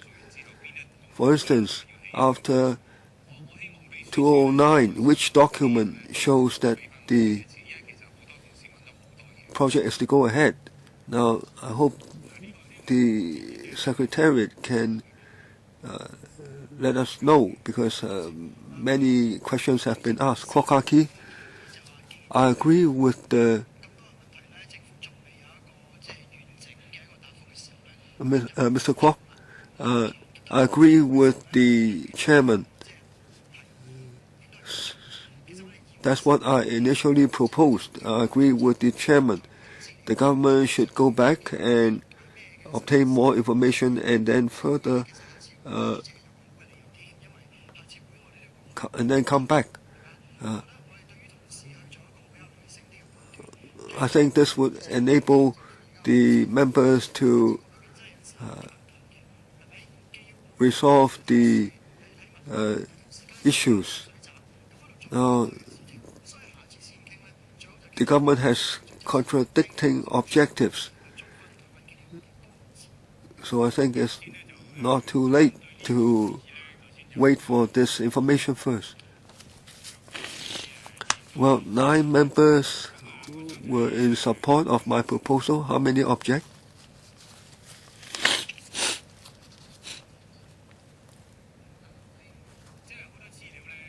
A lot of information cannot be supplied at this meeting, and many members feel that it's difficult to make a decision. We have already spent a lot of time on this item, so the government can supply further information, and in the meantime, members can also ask more questions, and then we can discuss and come to a decision next time before we submit the proposal to, we forward the proposal to PWSC. Now, 8 members were in support. How many object? Mr. Chen? Now, when will the Development Bureau be able to supply additional information for further discussion? You said next time, but when? Our next meeting should be 24th of June. It's not a question of objection. Now, if members want more information, I wouldn't oppose that. But the main thing is, we should know clearly by now what information is being requested. Do we really need to adopt this approach? I'm not saying that we should make a premature decision. Now, many members ask why the pumping station cannot be reprovisioned in situ. There is very little information there. Of course, some technical factors were mentioned, such as the railway tunnels, that go below the site, but there's little information. For instance, little information on the land because you need to spend money on moving the trees and reprovisioning the old wall, and the government hasn't been able to supply the information. And also other members offered their comments, and also there is another option. We can decide now whether to forward the item to PWSC, but I believe we should let the government have a little more time to get the information. Now, as for the arrangement, I said earlier that there are special meetings coming up. And the Secretariat really has to juggle for us. Well, the next regular meeting is scheduled for the 24th of June. I put my hand for a long time already, Chairman. Yes, you're correct, Chairman. You asked the administration to give us two pieces of information. First, the question raised by Mr. Leung procedurally, why there is such a decision. And second, a comparison of land prices as requested by Mr. Yu Xiwing. And thirdly, based on what criteria did they decide whether the trees should be felled or preserved or transplanted? Is it because it is not an OVT, it can be removed as they like it? And fourthly, Mr. Griffin, one more point. I think this has been recorded. No, please do it in a tabulate the results. Please ask us to take it or leave it. Please tell us other alternative sites you've considered. There should at least be 2 or 3 for us to make a comparison and to give counter proposals. And Ms. Jiang said she wanted to pay a site visit. Can we do so if other members are interested so that we can have a full understanding of the matter? Mr. Michael Tian? I haven't spoken yet. Right, I'd like to ask the administration. I'd like to know whether they are aware of what we want now, because I hope that when you come back next time, don't tell us that some information is not yet available.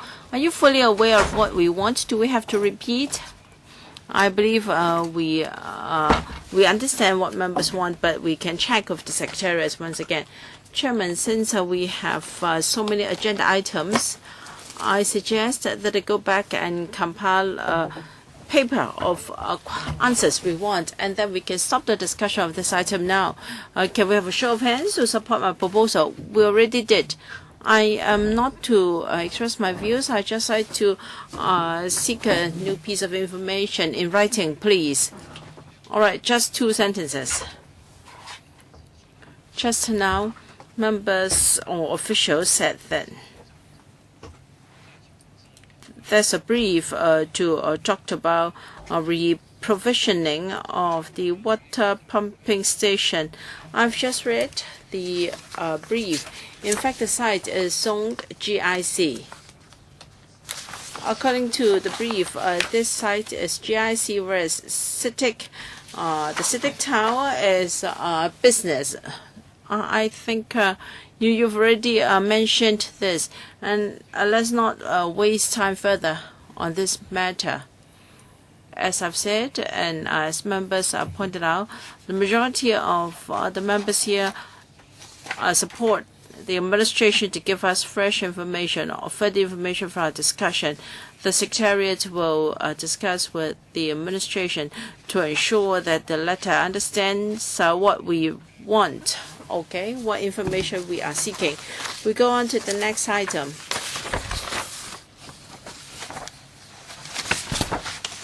That is the strategic study on underground space development in selected strategic urban areas. Please invite the administration to join us.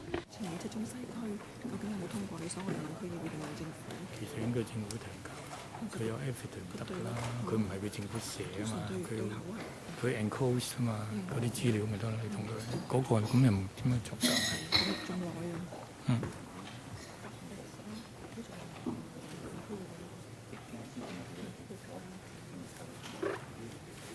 嗰個睇個 request 啊嘛，佢唔會話佢話有㗎嘛，佢一定會即係話有啲 minutes 啊啲咩。首先呢，我歡迎出席會議嘅政府代表。名單呢就其實放喺個。First, welcome members from the administration. I will skip formal introduction because we've already got the attendance list.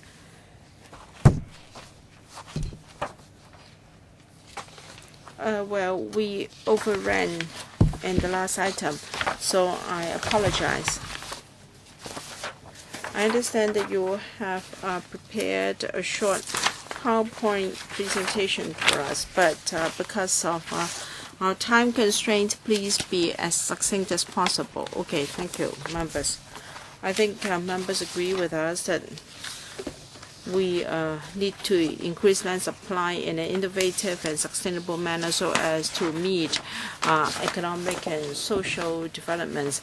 Underground space is a feasible new source of land in congested urban areas. I think this is good potential for providing more land. If we can utilize underground space properly, we can improve our work environment, and we can also use underground space for reprovisioning of existing uses that are incompatible with our urban areas. And then we can free up land on ground for other services. So we started pilot study on underground space development last year, hoping to complete the study in December 2015 in order to expedite the use of underground space for development. We have conducted a pilot study. We identified 4 major areas: Tsim Sha Tsui West, Causeway Bay, Happy Valley, and Admiralty or Wan Chai. These are highly developed urban areas or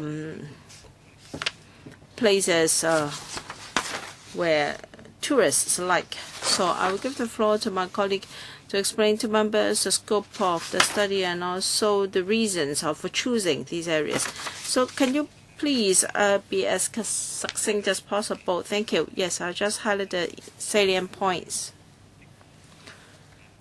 We believe that using our underground space appropriately and in a planned manner can increase land supply for Hong Kong. So we've chosen 4 strategic areas in Hong Kong for the pilot study. And these strategic locations pose both challenges and opportunities. The opportunities are these already densely developed areas with a lot of land use constraints and also increasingly serious traffic and air pollution problems. So if we can use underground space properly, we can enhance usable space here for various purposes. Balanced developments can supplement and even enhance the area and can also provide jobs and bring new opportunities. Because of pedestrian and traffic flows, we can use underground space to enhance connectivity both underground and above ground and enhance accessibility as well. And we can also take the opportunity to address long-standing environmental issues in these areas. So that in Tsim Sha Tsui, Causeway Bay, Happy Valley, and Admiralty and Wan Chai, these are core strategic urban areas. Well, first, see the benefits of underground development for these places.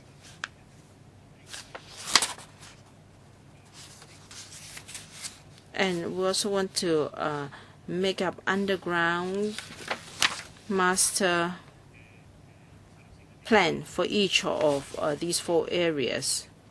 We also like to identify priority underground space development projects within the strategic areas, so we can further explore the feasibility and related technical concerns such as environmental protection and traffic for these places, and we'll also carry out financial assessment.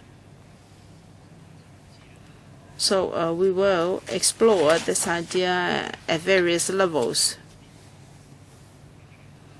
And we want to select these 4 areas for our pilot study. While these places are familiar to members, they've gone through long periods of developments, and they have a lot of constraints and resources. However, they are well covered by traffic network, and there is potential for further development underground. We have a lot to cover in the pilot study. We need to carry out engineering and technical assessment, and we have to consult the local community to understand their aspirations and areas concerns during construction. Of course, we must do a site investigation properly, because after all, the underground is involved. All right. I pause here. Perhaps our members have a lot of questions for us. In between February and March, we visited a few district councils, and we also consulted the local communities. In general, they are supportive of our pilot study.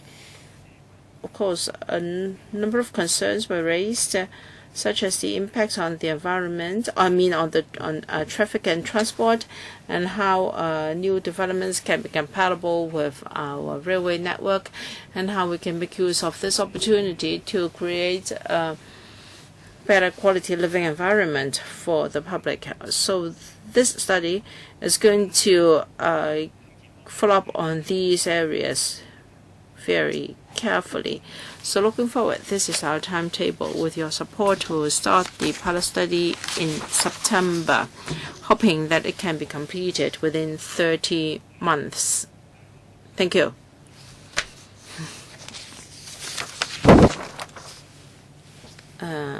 According to our rules of procedures, ROP 83A, if members have any direct or indirect pecuniary interest involved in this item, please declare the nature of the interest concerned before you speak.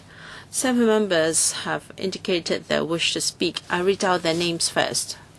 Chen Yunhan, Michael Tan, Kwok Kai Kate, Fernando Zhang, Lo Wai Kwok, Yip Kwok Him, Emily Lau, Raymond Chen, and Yu Shi Wing. 4 minutes each. But I will be stricter with the time this time, because we still have a number of items. Ms. Chen Yunhan. Thank you, Chairman. Preliminarily, we believe that this is worthy of consideration. But as the administration pointed out, while most district councils were supportive, there were some objections. So how are you going to deal with these objections? And public consultation is, of course, very important. Different districts may feel differently about these proposals. So administration, can you tell us the concerns of district councils and the local communities? Thank you. Thank you, Madam Chen, for your views. First, some objections. Well, in general, all district councils are in support of our proposals when, of course, some district councillors raised some objections.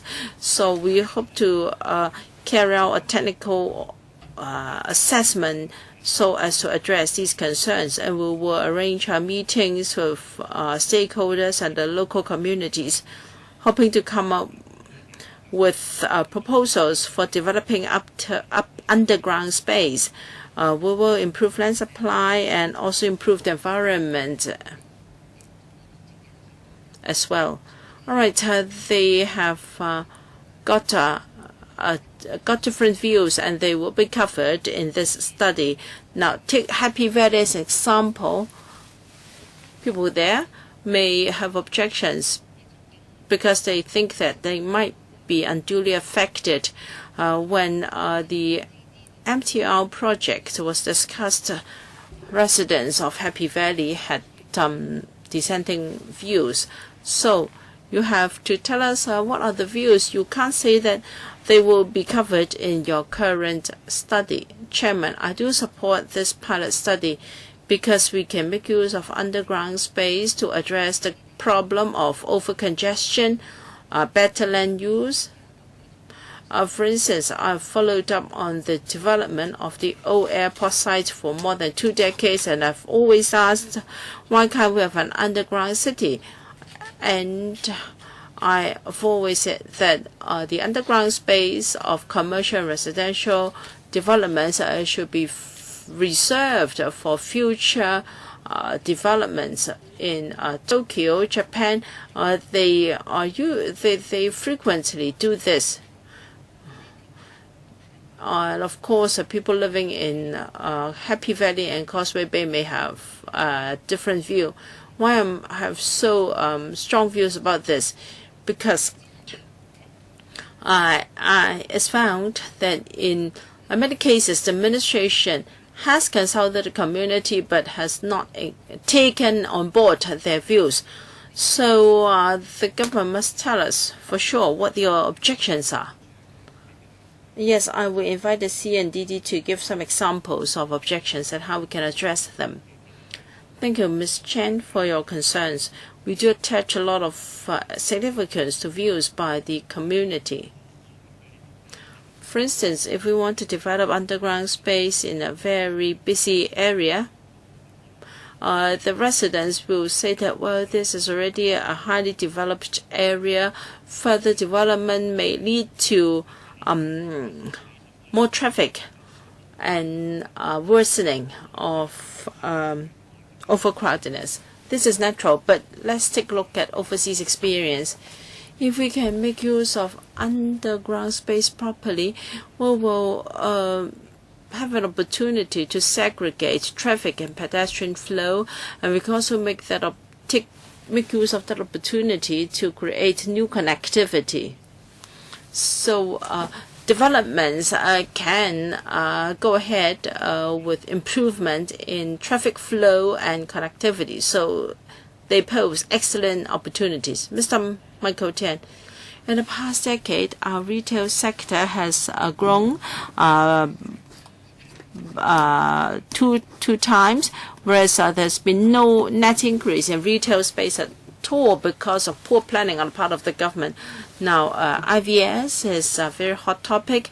Visitors do not come to Hong Kong to take photos or see our scenery. They come here especially to shop. In February this year, I raised the concern already. Before we have enhanced our capacity to receive visitors, can we control the growth for the time being? I was heavily criticized, and then I communicated with the central authorities, and this morning the CE came out to say that we're going to adjust the growth under IVS. But if you do not think of enhancing our reception capacity, you are just moving around in circles. If you talk about other things, it's useless to have a few more tourist attractions if you do not boost our reception capacity first. So the proposal here is late, but better than never. You must provide sufficient traffic infrastructure. Well, we're told that in other places they make use of underground space to relieve traffic congestion, but there must be connection with other areas. Take Tsim Sha Tsui West as example is the prime location in mind. The Kowloon Park has got 13.5 hectares of land. Well, even there would be 2 million square feet of land for development for shopping mall. It's about 500 meters from the express rail station. So it's like walking from Tsim Sha Tsui East to Tsim Sha Tsui Station. So when the future express rail link, when they shop, after they shop, they can leave Hong Kong. Isn't that wonderful? Nobody can even notice that they've arrived. And they can also stimulate our economy. So for me, Tsim Sha Tsui West is the first priority. And on Hong Kong Island, Admiralty Wan Chai should be part of the study, because in 2018-2020, when the Sha Tin Central link is completed, they can cater to the mainland tourists. That's in line with the overall planning. I feel Causeway Bay and Happy Valley, they should save money on the study. When Sha Tin Central link is connected to Wan Chai North, they want to go to Causeway Bay. In the after work rush hour, you can't board the trains. If you want to, it's impossible to board this line, and it'll be a public. There would be a lot of public dissatisfaction. So, but Island North Line is still in the planning stages. By 2025, it won't even be complete. So you want to raise. You want opinions? These are my opinions. I would like you to save on the consultant fee. Just consider the first two options. Kokake. We need to save money, Chairman. If we create another white elephant, taxpayers will be in an uproar. So this plan sounds good, but they only talk about the good stuff. They don't talk about the negatives. Can you tell us what obstacles you will run into, aside from what legislators have outlined? In your meetings with district councils, what have they said? The government will seek funding for feasibility studies, and then they'll say that LegCo funded the feasibility study. They say we'll have to proceed because we've already committed. Second, first says how much money have we spent already. Second, if we don't see any advantages in the feasibility study, I want to clarify. It doesn't mean that we're giving the government a blank check that we need to proceed at any cost. Third, your space study, it talks about commercial use, retail,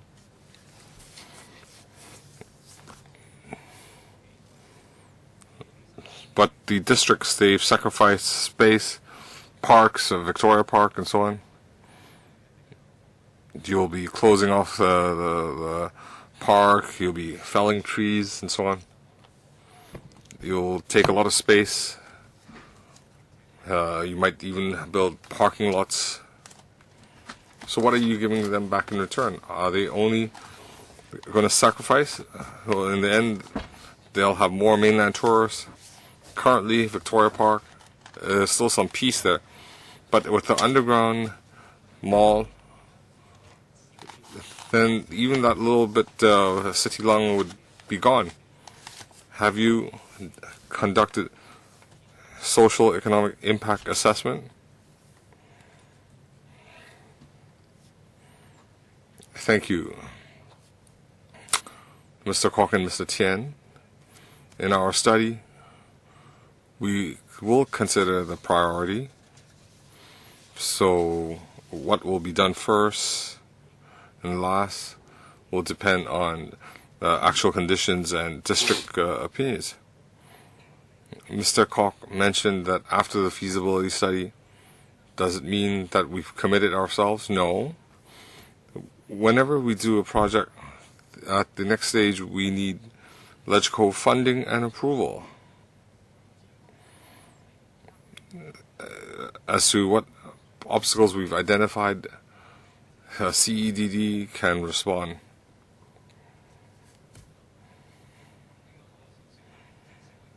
The social economic impact.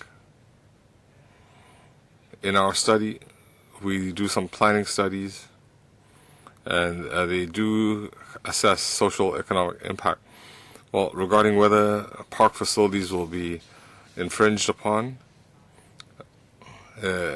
we will maintain the surface facilities. Of course, during construction there will be some inconvenience, but essentially the underground mall and parks can operate. How much money have you spent so far?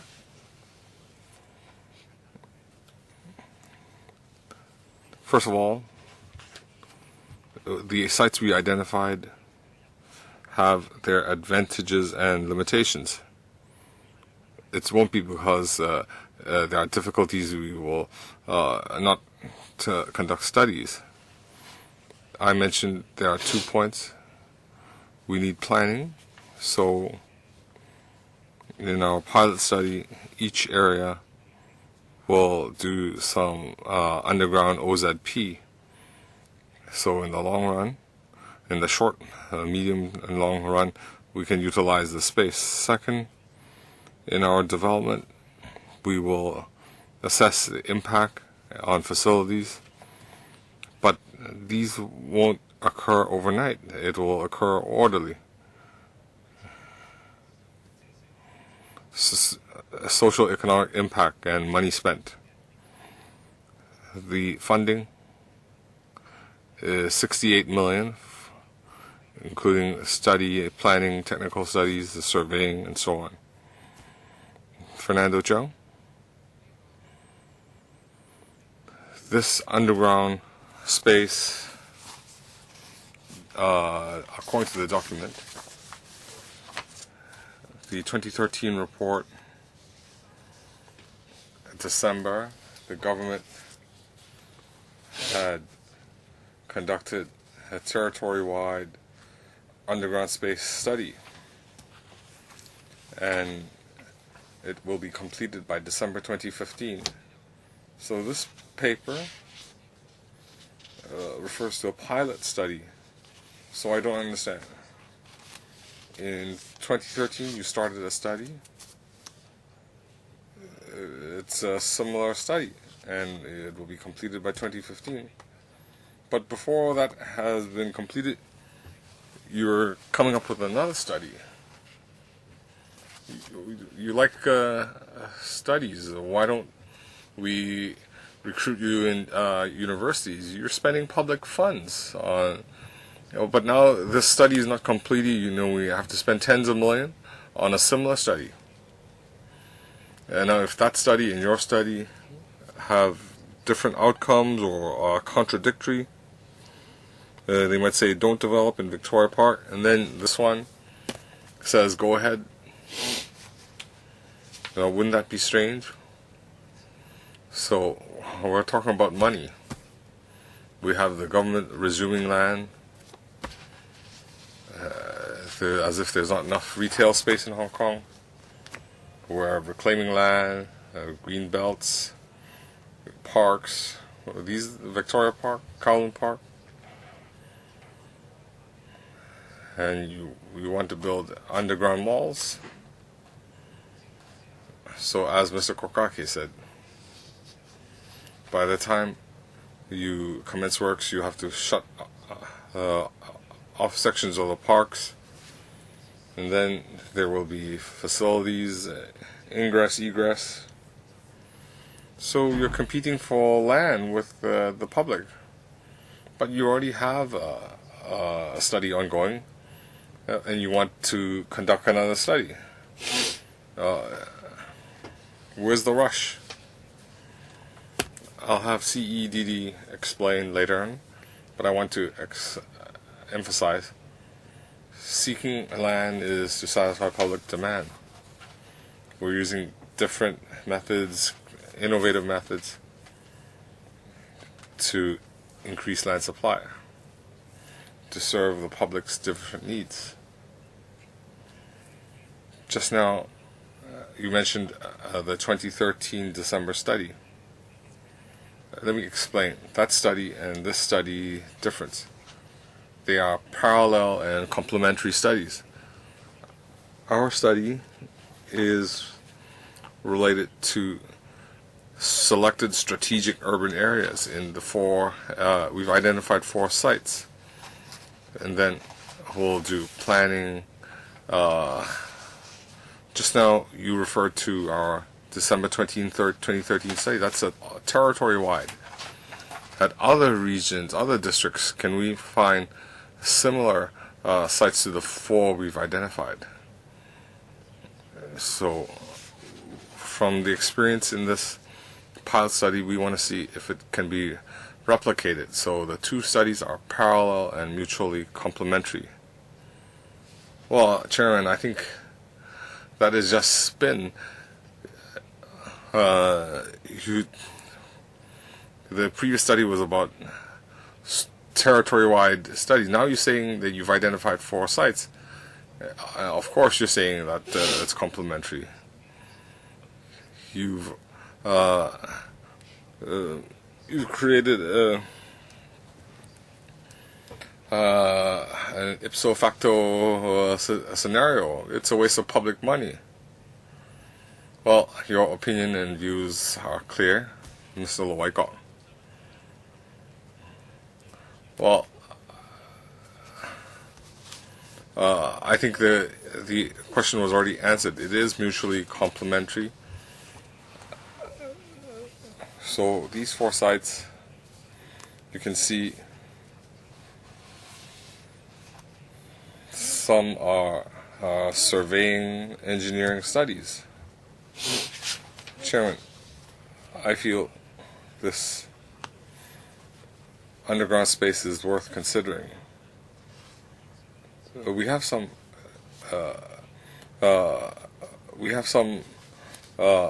existing examples, Tokyo, Osaka, Hokkaido, where they have very mature experience. In Sapporo, where there's heavy snowfall, they have underground space. They have leisure space that is connected. I think Hong Kong people who have visited will enjoy it. If you've been to Shinjuku, it's they have pedestrian paths and open space that is coordinated. I think we need to expand our horizons. Hong Kong has conditions to do better. So I feel that this study is worth proceeding. When I was in Town Planning Board, I had informally explored this issue. One technical question that I'd like explained is that underground development is complex because of ownership issues. If there's property on above ground, the ownership belongs to the building owners, even if there are constructions underground. So the officials can explain. I'll give the officials time to explain. Yes, I agree with the legislator. Previously, we had looked at overseas examples. I myself and colleagues have been overseas. There's a lot that Hong Kong can learn from.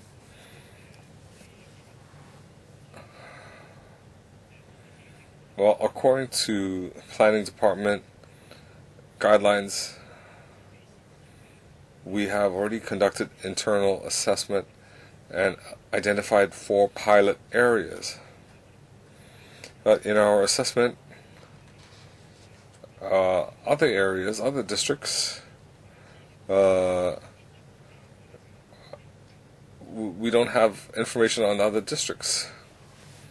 For example, the territory-wide study commencing in December 2013 is to help us find districts similar to the 4 that we identified. Regarding ownership issues, this is not just a Hong Kong issue. A lot of other countries face this problem. The ownership extends all the way beneath, all the way underground. So there are also successful examples overseas. We have a lot of land underneath the government land. We can conduct development there. Ip Kok Him, Lau Wai Hing, Chairman. Underground space. They said they don't have information on hand, that's why they need to conduct a study. Chairman, I've been in LegCo longer than you. Mr. Siu Gengqu said in Pedder Street Central there should be an underground city. And he also mentioned Hong Sui Kiu. They would build a smokeless city. So I want to ask officials, is it true that there have been no previous studies? I wonder why Gordon Siu said that. And if you want to cater to mainlanders, Langtao Asia World Expo is very large. They have everything in place. Why can't you talk to them? They also have outlets in Dongchong. It's already available. You can build malls there. The areas you identified are already congested, and Hong Kong people are frustrated. Now, if you want to develop there, if you want to build up like West Kowloon, it's going to be a white elephant. You'll want our secretariat to conduct another study whether it's sustainable. Have you thought about it? It's already crowded. Aren't you just adding salt to the wound?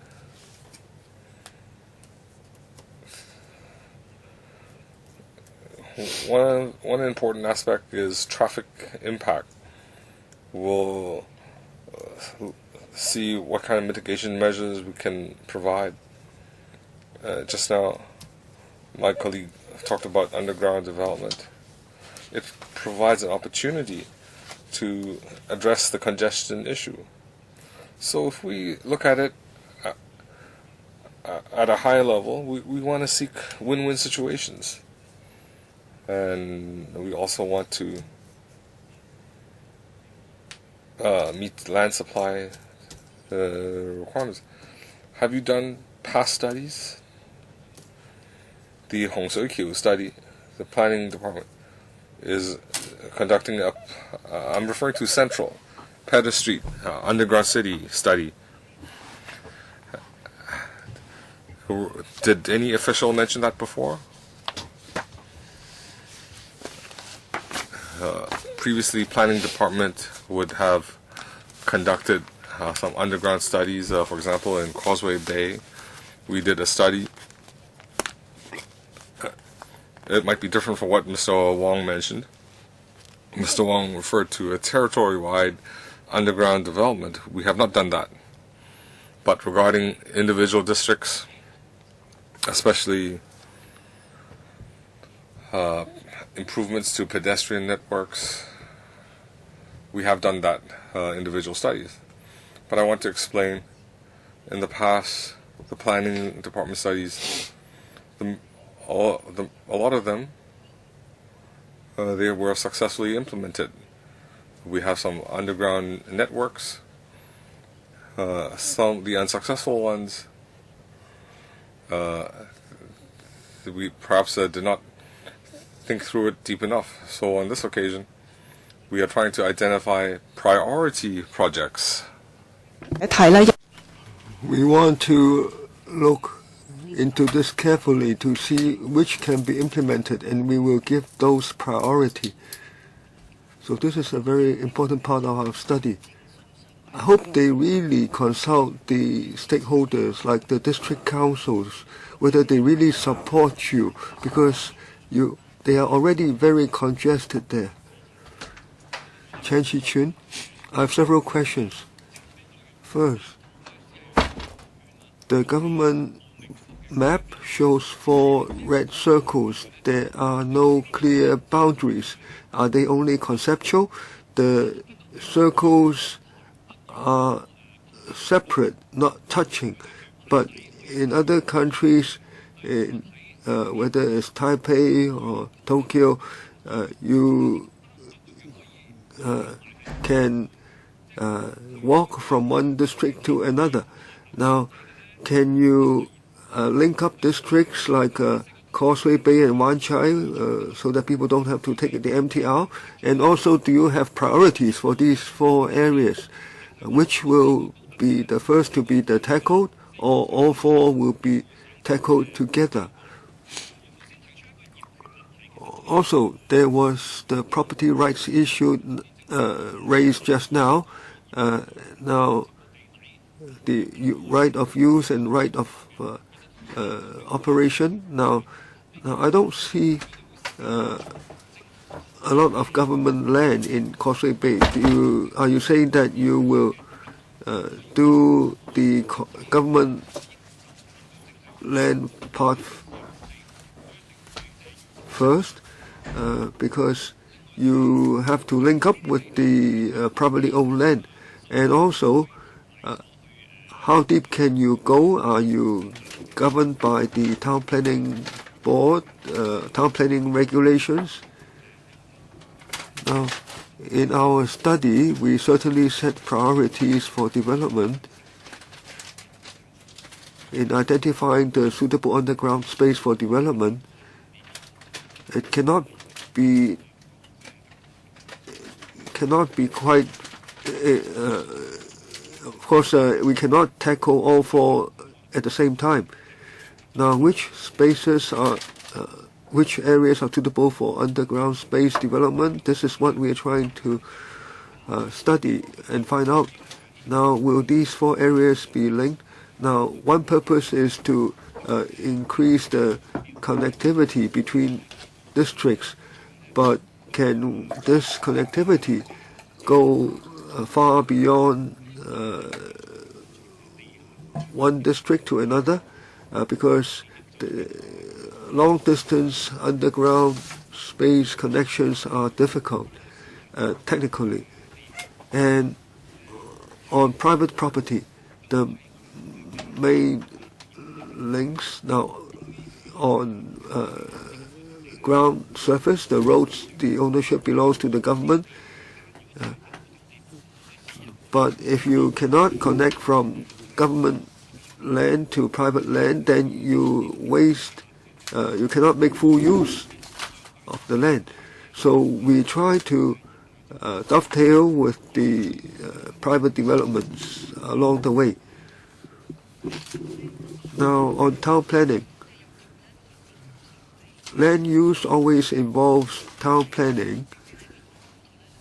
In our study, we are trying to identify what the land should be used for foremost. If we need to alter any plan, we will follow the established procedures. Are existing town planning regulations sufficient to deal with the use of underground space? Yes, you caught him. Now, on the development of more land for use, I think this is a direction worth supporting because we are talking about reclamation. encroaching upon green belts, etc. So it should be a good thing to make better use of existing land. Now, Causeway Bay, Tsim Sha Tsui, they are already so congested. If we further expand the land use underground, then the congestion will become more serious. We are trying to find more attractions to divert the traffic. Now, if you want to go to Causeway Bay on weekends, you are only inches behind the person in front of you. Now, at such busy areas, if you want to dig underground, you would certainly affect local people and local traffic when you conduct all the works underground. And there are lots of piling structures underground. Now, okay, you might avoid that in Happy Valley, but if you go to Causeway Bay, unless you merely build under the Victoria Park, otherwise you're going to encounter all these piles. Okay, Central and Western, Queensway, that's a practical problem too. Will the works cause more worries?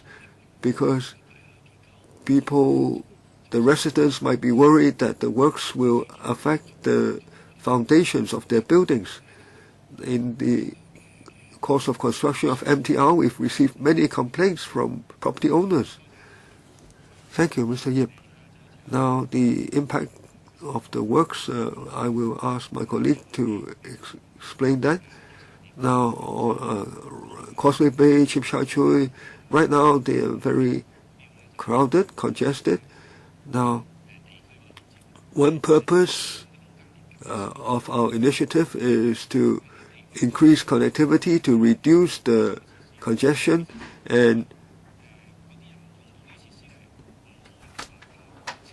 when people make use of these facilities, we cannot rely on vehicles, private cars. We have to rely on mass transit, railway lines, or future railway lines, so as to divert traffic flow or pedestrian flow away from ground surface.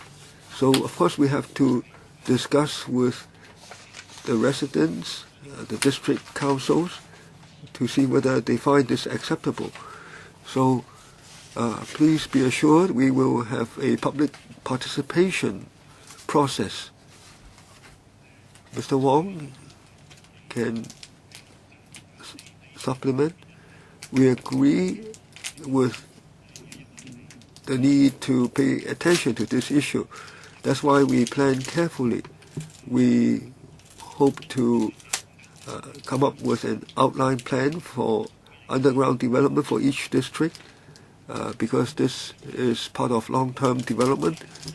And we have priority development items in each district. For instance, in some areas, it's already very congested, so our main objective might be to resolve that congestion rather than to expand the space used by people. Now, planning for underground space for future commercial use, I think that is necessary.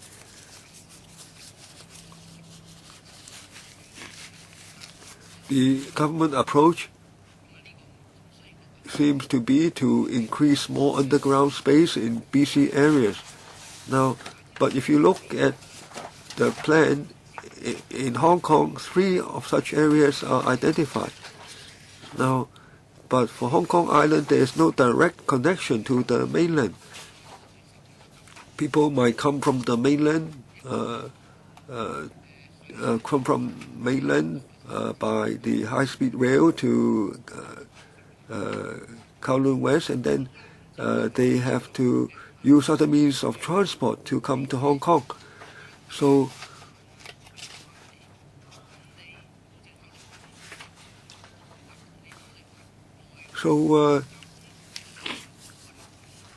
when these people come over to the underground areas in Hong Kong Island, you can imagine what congestion that will cause. So I do not support 3, I support 1. I think you should build underground space where the mass transit routes come together, for instance, in Hong Kong. So you reduce the pressure on mass transit in Hong Kong that way. So I think 3 on Hong Kong Island is too ambitious. You should develop new underground space in areas that would not cause such congestion. We have identified 3 areas on Hong Kong Island, but we are not going to tackle all 3 at the same time. We're now doing the planning. Now, as for other districts, whether they are suitable for underground space development, now in our public engagement exercise last year, we are also trying to identify these sites in other parts of Hong Kong. Now, Tsim Sha Tsui is an area of high potential. The 3 areas of Hong Kong Island all have their constraints, and they are very near to each other. So when we put them together in our study, we try to identify any synergy effect. Now, if we merely look at one area, we may overlook some problems. That's why we study all 3 areas together. Chairman, we are now talking about planning. We should not focus on the areas that are already very busy. You should uncover or identify another area that is accessible by public transport, by mass transit, and yet that would not cause a lot of congestion. In particular, you can identify areas in Kowloon where mass transit lines come together. Chen Kim Po, a lot of questions have already been asked. I'd like to ask why you haven't given priority to Mong Kok and Sham Shui Po, etc. You try to make busy areas even more busy. So why not Mong Kok and Sham Shui Po? Because the technology may be available that can be applied in Hong Kong for such construction. Mr. Chow, now Mr. Wong mentioned just now, said that when we identify these areas, we considered that these areas will see new completions of transport infrastructure, including new rail networks. So that's why we incorporate them in the pilot study. But that doesn't mean we will not conduct similar studies for other areas in future. Now on the technology side, Mr. Wong. Now the technical side poses a challenge. For instance, if we excavate the ground surface, then it will cause a lot of nuisance to the neighborhood. Now, can we excavate in some parts and then dig below? So we will explore different technical solutions. So you mean you need to conduct a study to find out which skills can be applied in which areas? The technical solutions are already available. So when you conduct the study, you should consider whether busy areas like Causeway Bay can sustain the impact of such excavation and works. Chen Kam Lam. Now, on the queries raised by members, I think they need to be taken into consideration. I agree that we need to identify more underground space for development, because we don't have enough space above ground for housing and commerce. Are we already decided to go ahead? If the study is to decide whether we need underground space, if you have already identified these 4 areas for study, then I can anticipate that you will encounter quite a lot of difficulties. Why don't you consider, as members suggested, areas that are more that are easier technically? Now, Whampoa may not be that suitable, but Kai Tak new development area that is relatively undeveloped yet. Now, if you set this aside in our town planning and you stipulate that there will be such underground development in the future, then the developers will pay a higher price. And the government also can take a lot of initiative because the government has a lot of owns a lot of land there, and you would be able to take your plans forward. Then easier, you would have less problems than in Causeway Bay, because the area is already developed and there is a lot of problem with private ownership rights. Now, you might rezone the land for underground development, but the developers might not want to go ahead. They don't want the stability of their buildings to be affected. Then your underground space development cannot fully become operative. So you need to tackle the easier locations first. Then you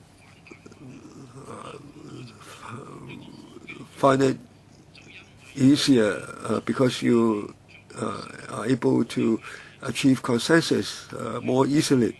Otherwise, you will encounter many setbacks. So please reconsider whether you want to limit yourself to these 4 areas in your study. Perhaps you should expand your study to other areas that are easier. Now, in the OZP for Kai Tak, we already planned for 2 underground shopping streets that also link up to Kowloon City and the Kai Tak station. So within the areas, we do try to identify areas suitable for underground space, and we then try to determine the priorities, doing the easier locations first. So as for other areas I explained earlier, we are doing a territory-wide study to identify more locations for underground space development. Now, underground streets and underground city are two different concepts, so I think you can take a broader view. Now, I also like to ask, now in December 2013, you commenced the territory-wide study for underground space development. Now,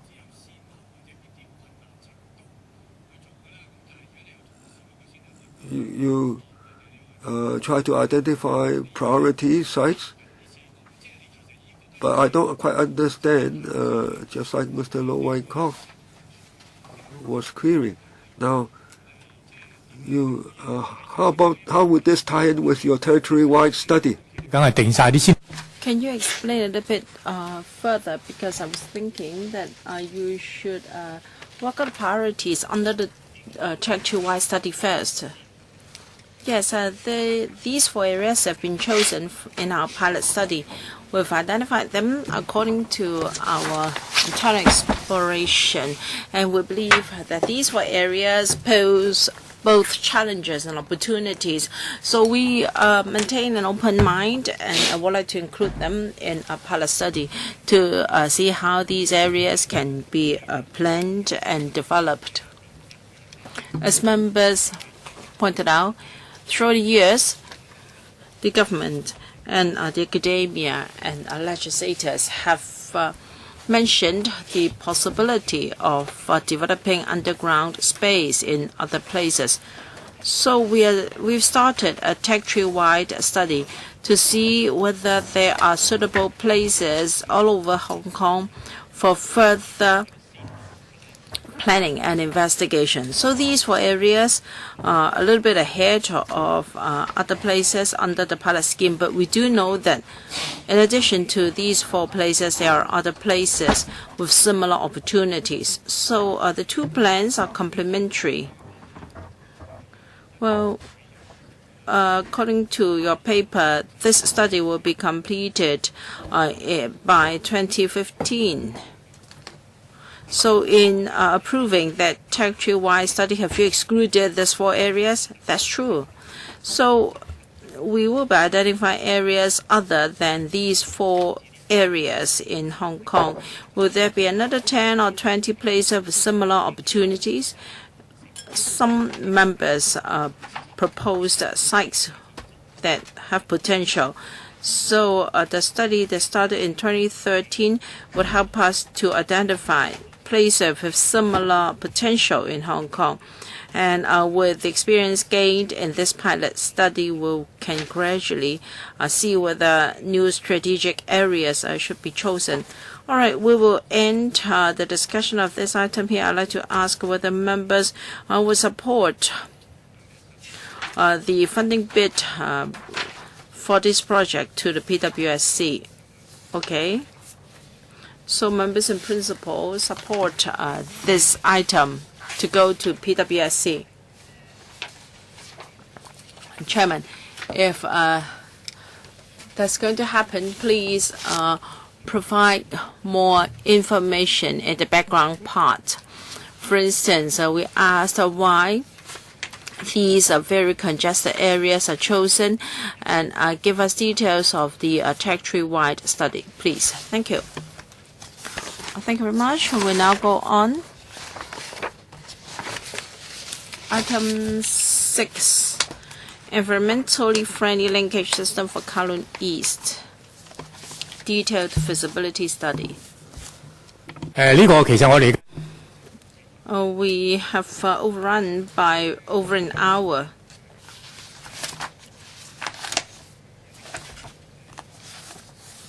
It's because some members have a lot of questions on a number of subjects. In fact, our agenda is heavy, and so next time you work it out with the Secretariat more carefully. You have invited so many parties to come, and yet we have derailed or overrun by over an hour. This can't do. I hope we can have better management next time. All right. Since we have a large membership, let's see. Perhaps members will have to attend a few more meetings. I don't want to deprive members of the right to ask questions, okay? Thank you. All right. Once again, I'd like to welcome the PAS for attending this part of the meeting, and also his team. Please refer to the attendance list already tabled. I think the administration has prepared a short presentation for us, right? Well, as we were saying, we must exercise tighter control. Okay, I'll be very brief, Chairman. And then I will invite C&ED, project manager, or rather the head of the KITEC office, to give you the PowerPoint presentation. We'd like to seek members' support for our going to PWSC for money for this detailed feasibility design. Well, in 2014 it was decided that a monorail elevator system should be built as an environmentally friendly linkage system for Kowloon East, in the core of a multi-nodal linkage system, and so as to serve the CBD in Kowloon East. To collect the views of the public on this, we have organized a two-stage public consultation exercise consulting many organizations, residents, associations, and also district councils concerned. The preliminary study is a conceptual stage, so we didn't have enough technical information. We only study whether there is indeed a need for an elevated rail-based EFLS and the alignment and coverage and implications for the Kuntong typhoon shelter. So we propose to proceed to the detailed feasibility study so as to work out the alignment, the program, so on and so forth. So perhaps I give the floor to Mrs. Lee, using a PowerPoint presentation to explain the study to us. Mrs. Lee. Thank you, Chairman. I'd like to report to members the outcome of the two stages PC we've completed, and to seek member support for our next step work, and that is the detailed feasibility study. First, some history of the project. In 2007, the KITEC OZP was approved, and we already reserved land for the construction of a rail-based EFLS, environmental friendly linkage system, subject to further feasibility studies. In 2009, December, the government started a preliminary feasibility study. The alignment you see on the OZP sought to serve the KITEC CBD only. And then in 2012, in the policy address, a new idea was put forward, hoping to transform Kowloon East into an attractive central business district, or CBD. And so the EFLS has another important role to play. It will enhance both inter-district and intra-district connectivity of Kowloon East. The feasibility study proposed the EFLS to take the form of an elevated monorail system, 9 kilometers in length with 12 stations. There'll be connection with the MT out at Kowloon Bay and Kwun Tong. And a kai tak being constructed in CLS will have a connection here as well. In our two-stage PC, we have organized public engagement workshops, seminars, briefings, and so on and so forth.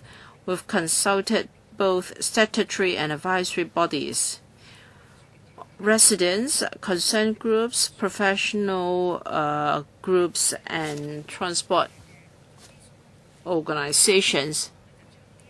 In the first stage of the PC, we sought to introduce the system to the public to enhance their understanding of the EFLS, and we also collected views of the public on the transformation of KE to a CBD, the infrastructures needed, so on and so forth.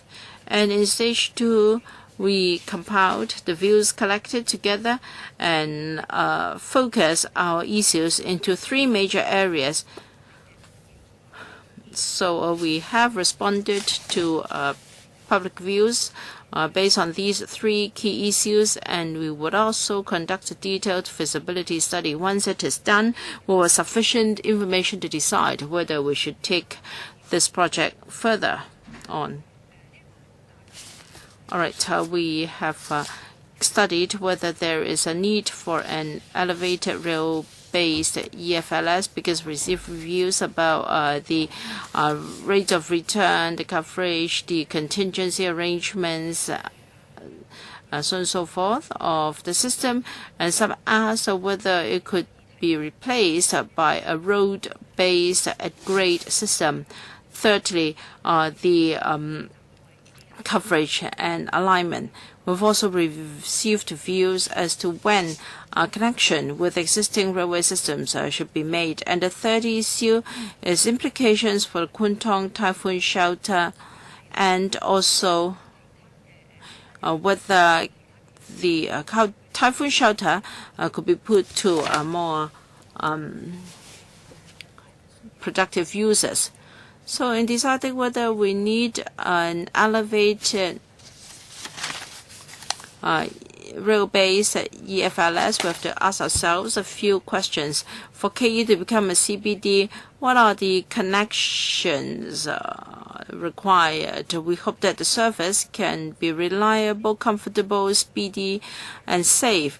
And we also have to look at the constraints and opportunities posed by KE. If we rely on the road network of KE alone, we'll be able to cope with the additional traffic demand. And thirdly, can the existing railway mode cope with the service demand of the future CBD? Now, this is the current situation in roads in Kwun Tong. Kwun Tong Road, Kowloon Bay, Hoi Yun Road, you see frequently conflicts between pedestrian and vehicular traffic. So the road network is very congested, and pedestrian facilities are far from desirable. And this is the coverage of our current railway systems. On the left, you have the coverage of existing railway networks. Now, for Kai-Tak, the runway, the south apron, so on and so forth, are not served by current railway systems at all. This proposed elevated EFLS will be able to cover the whole of Kowloon East.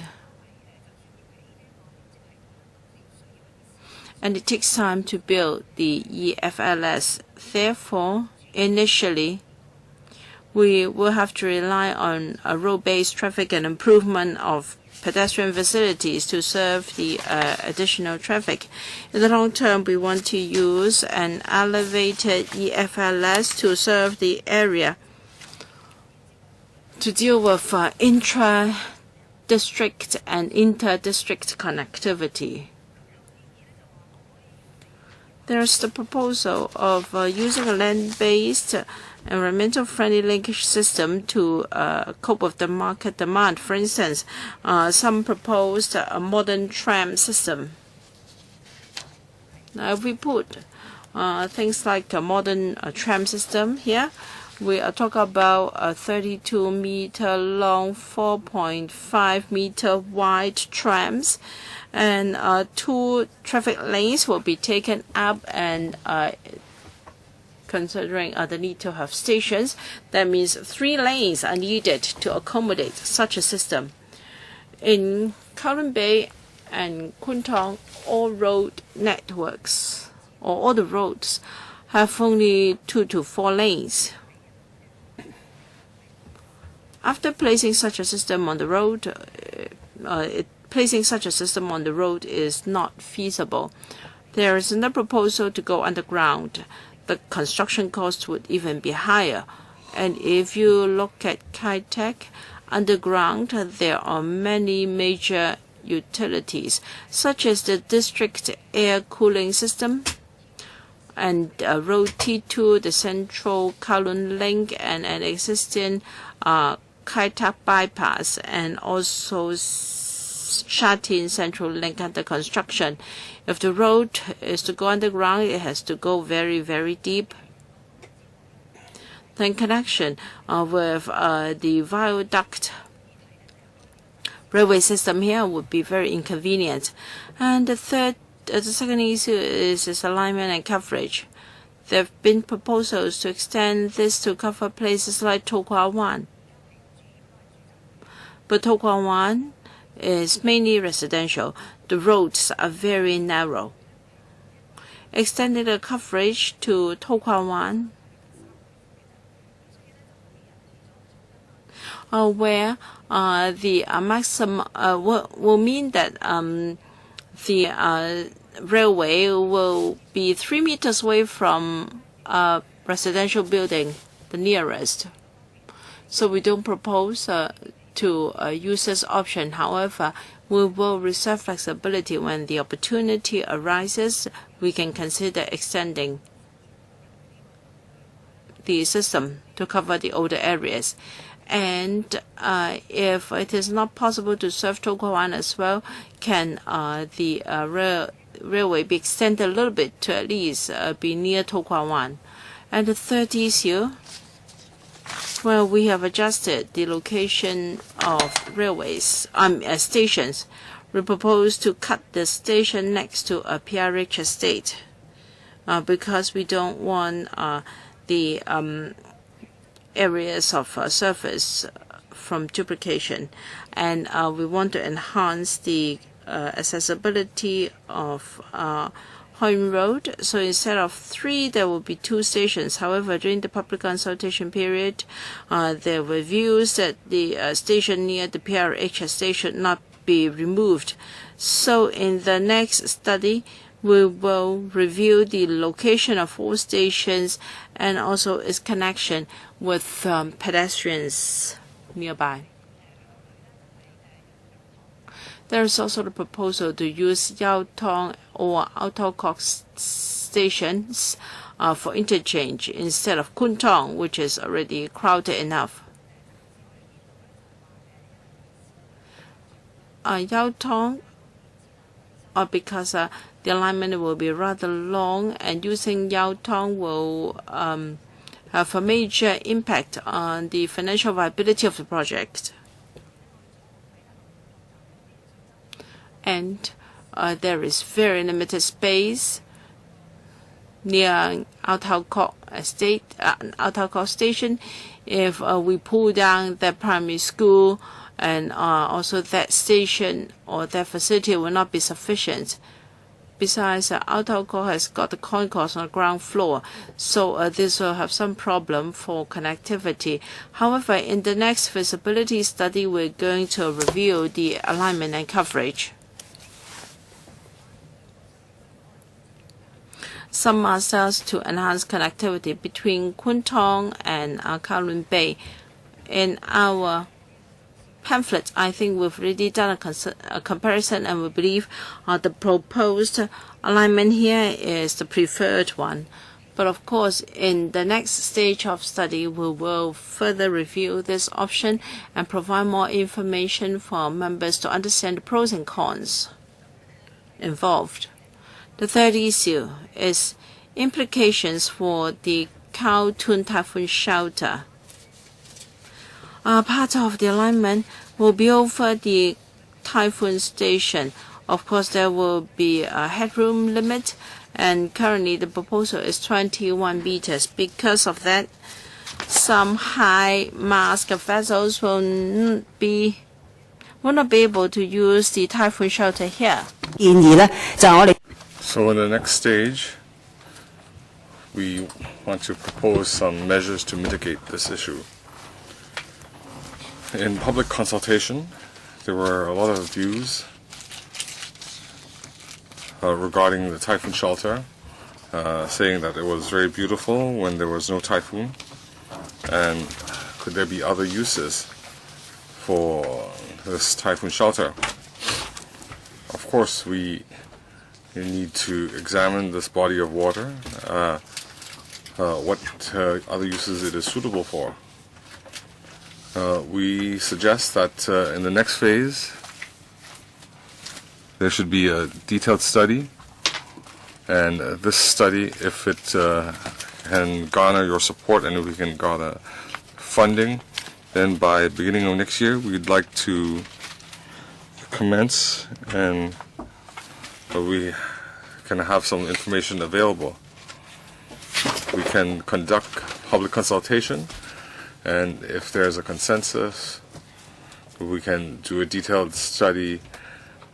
At the current stage, we estimate that ideally by it can commence operations by 2023. The next feasibility study, we will need to resolve these three issues, and we also want to have some procurement details, and we want to serve this community, so we need a comprehensive network, and we need to have different services at different phases. We need to design and implement this network, the body of water, and vessels with high mass also need mitigation measures. Our current timetable, we hope by 2014 we can receive endorsement and funding by PWSC and FC, roughly 92 million for a detailed feasibility study, and we can conduct a study by 2015 and complete it in phases by 2017. Before I conclude my report, we have a video to help you understand it's a minute video.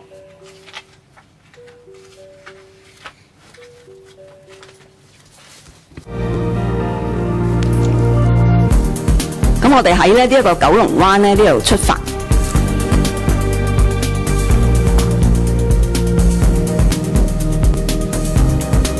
咁咧就會穿過咧我哋。It starts in Kowloon Bay and straddles Area 1, where our depot is.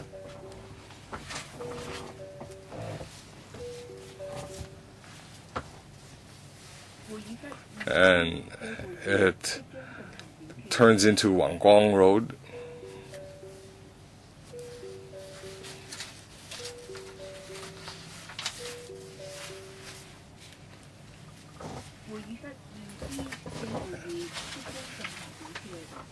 It then cuts through Kaiting Dak Long Estate.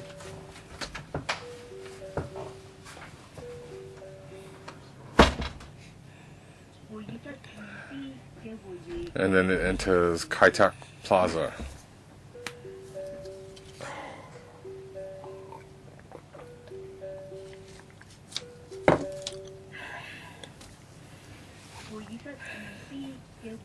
It also passes through the sports complex.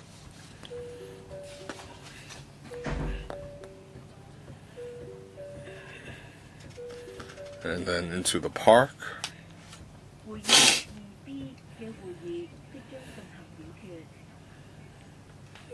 The open space.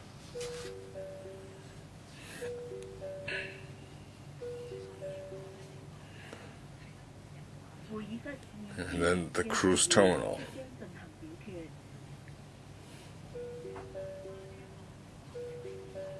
The Kwun Typhoon Shelter, Action Area 2, so the alignment is along Kowloon Road.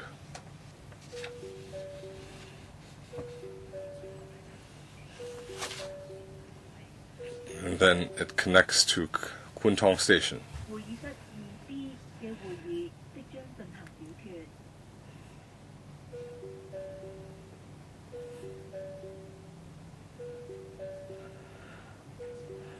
That concludes my report. According to 83A of Rules of Procedure, if there is direct or indirect pecuniary interest, the member needs to disclose the interest before speaking. We now have 6 members. Let me read out. 陳鑑林、陳志全、郭家麒、梁國雄、盧偉國、劉慧卿. So you'll have 4 minutes, including the official's response. Thank you, Chairman. This monorail concept has gone through a long review and study. We've concluded phase 1, phase 2. So I'm looking forward to the next phase, and can they complete it within 2 years? Just now you mentioned the use of the typhoon shelter. Could the planning commence as soon as possible? The TPB and other departments can endorse it. We suggest it be a yacht center, and we have a lot of consensus among society. We would like a decision as soon as possible. Understand the typhoon shelter. During typhoon seasons, vessels cannot find suitable shelter. So, if the government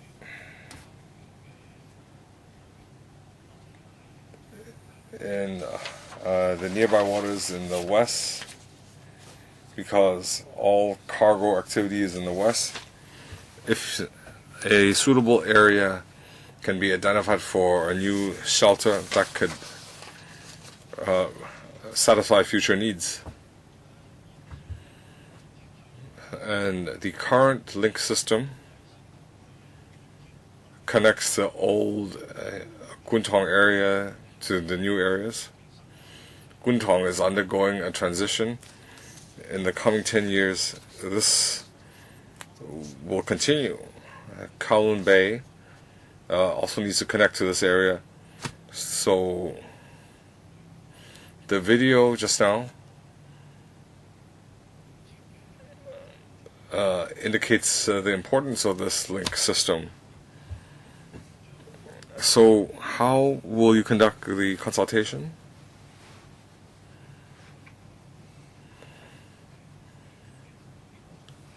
We want to commence the feasibility study as soon as possible.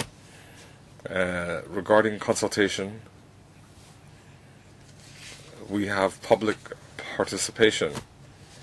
So perhaps Mr. Lee or Ms. Lee can supplement. We will consult together with our concurrently with our work, the public wants the station to connect to their community.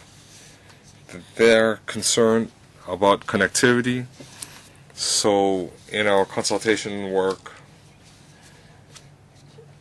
when we will maintain close contact with the community, will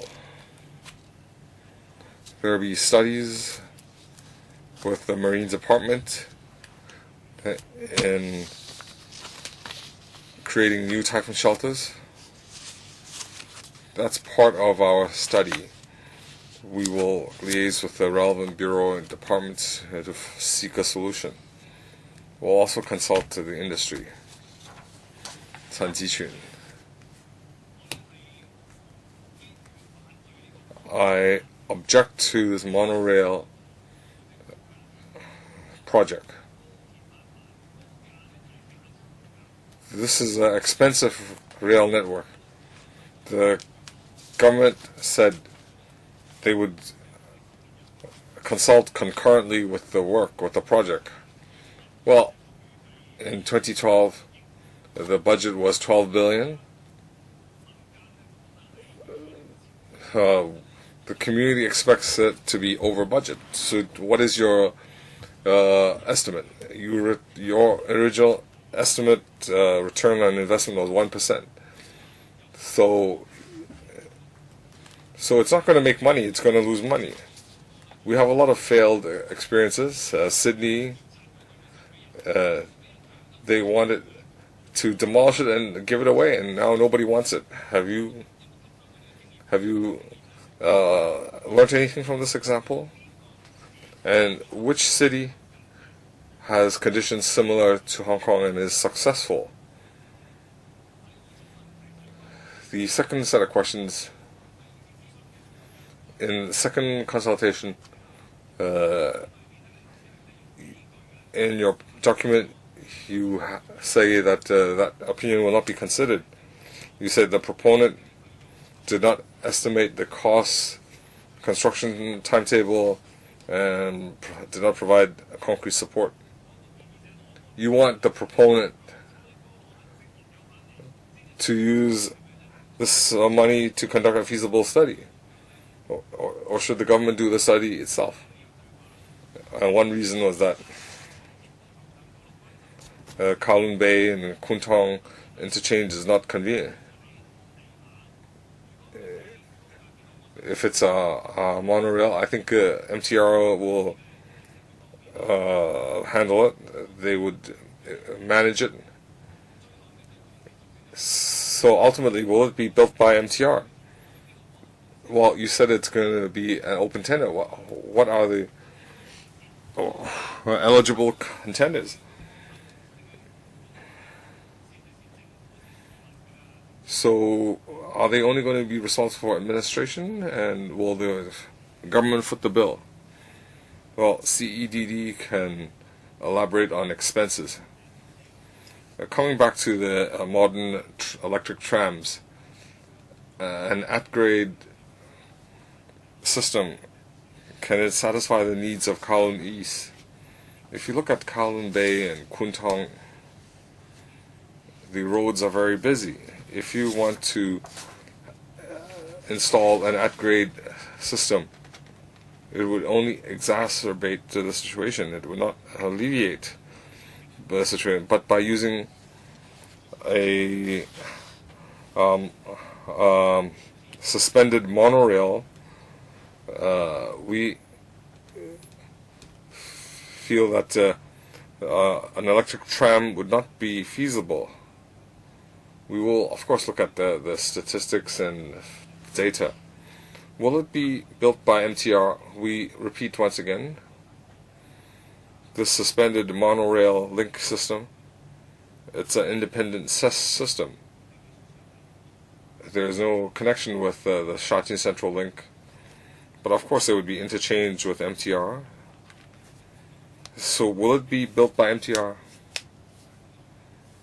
that's one of the study areas. It's too early to say it would be built by MTR.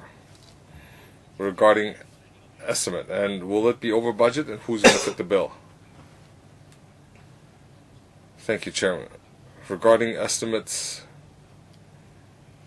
we had conducted a preliminary feasibility study. A rough estimate was made, and there are a lot of variables involved. At the next stage, in the detailed feasibility study, we need to adjust the budget. We don't have a budget, so we don't have an over budget issue. We have to revise the estimate. The estimate, it depends on the range of the project. Was there a substitute for Kuntong Typhoon Shelter? There would be some costs involved, and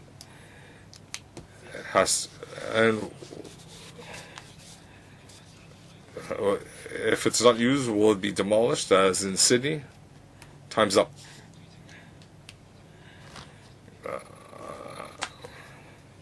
The study is done by Development Bureau. This is not a development issue. This is a traffic issue. If you want to build a traffic system, you have to examine all the issues. A lot of us have taken the Sydney monorail. It was a design failure. Now, if you proceed, the Kowloon East citizens will foot the bill. So the people living there will have to foot the bill. But if the whole Hong Kong foots the bill for this white elephant, why do we do a study? Why do we only have one figure? That is the environmental system. For example, you talked about the at-grade level. You have some cars there. In new developed areas, they have conditions for electric trams or electric buses. You say how the bridge will connect to the MTR, of course. You'll have to consider other links.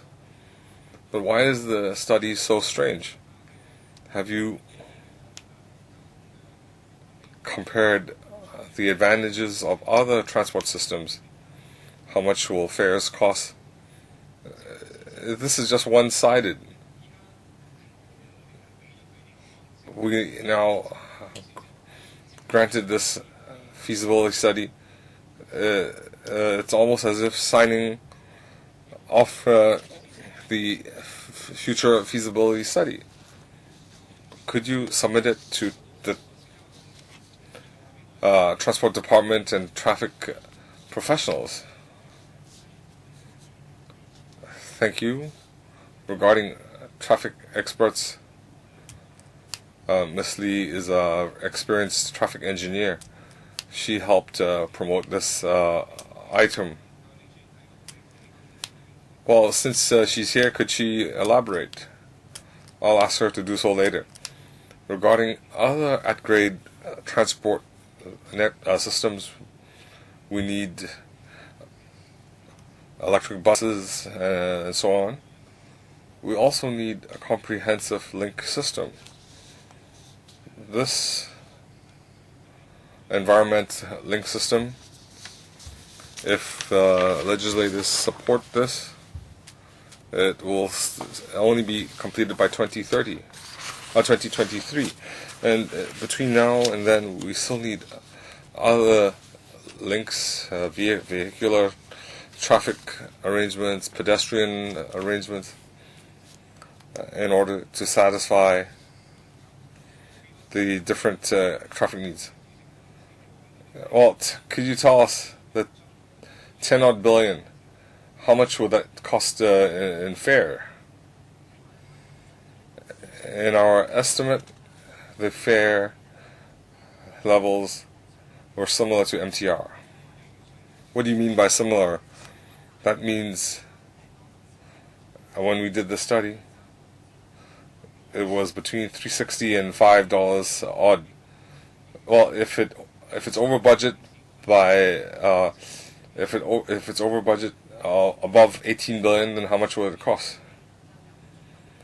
We don't have sufficient data to answer. That means you are asking for a blank check. And Mr. Leung Kok-hong, Chairman, Ms. Lee.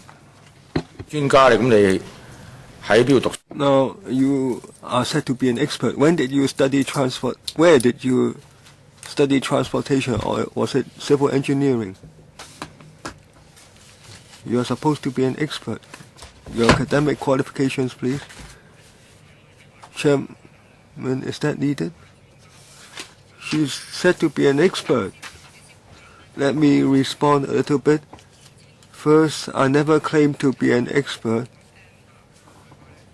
Now, he said that you are an expert. I can say that I have decades of experience in handling traffic or transport matters.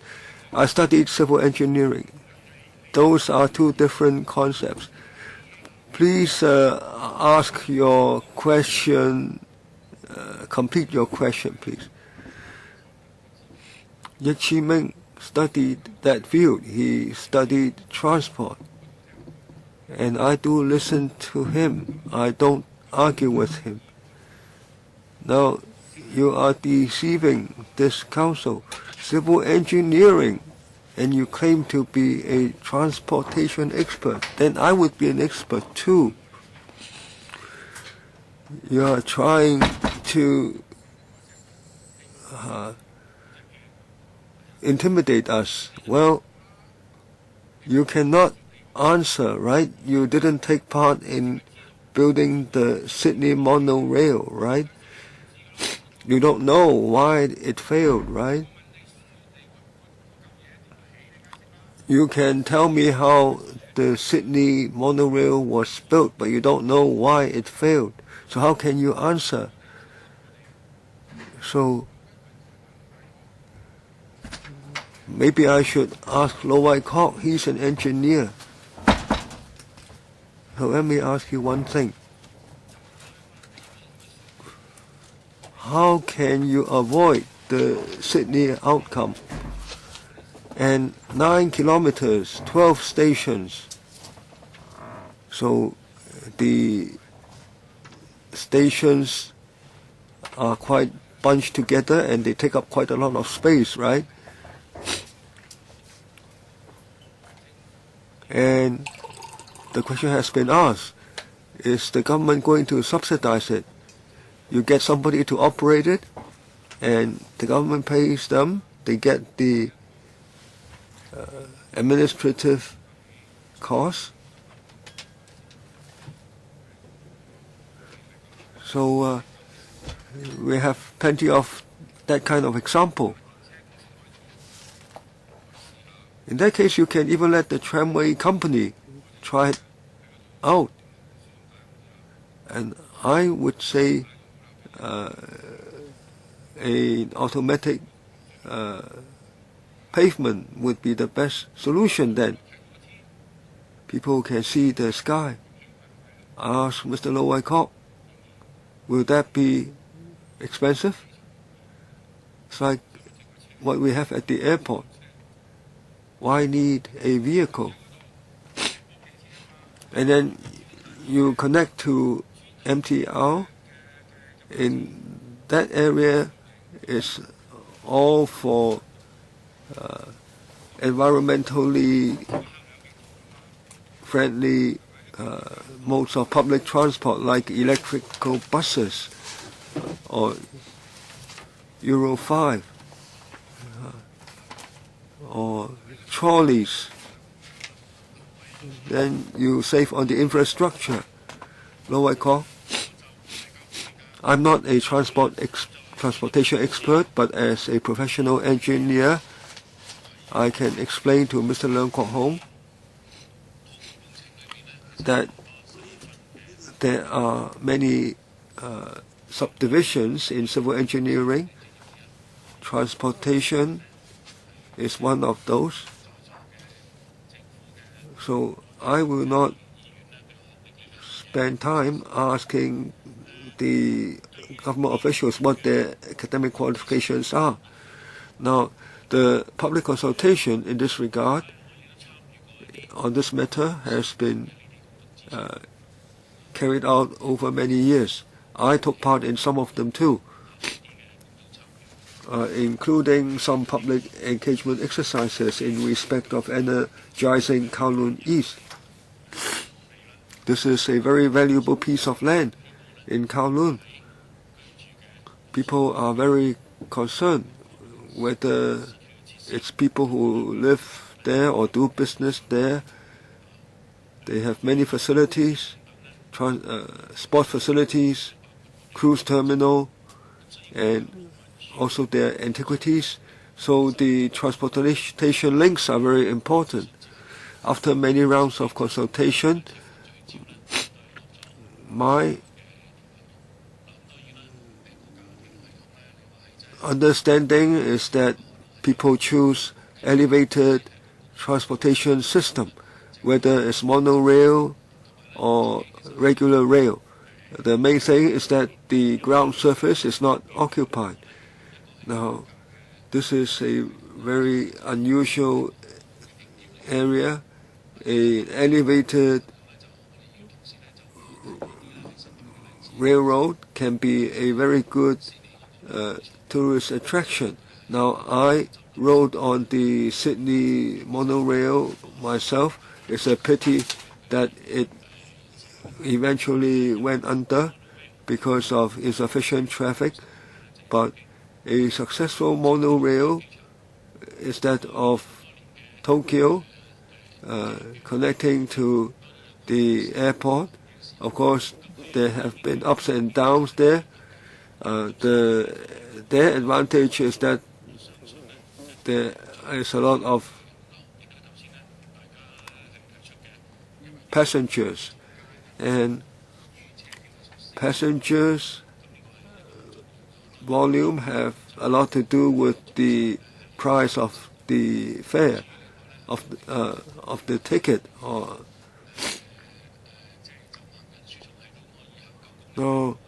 Well, I also question whether a pedestrian automated walkway can carry people 9 kilometers. Now,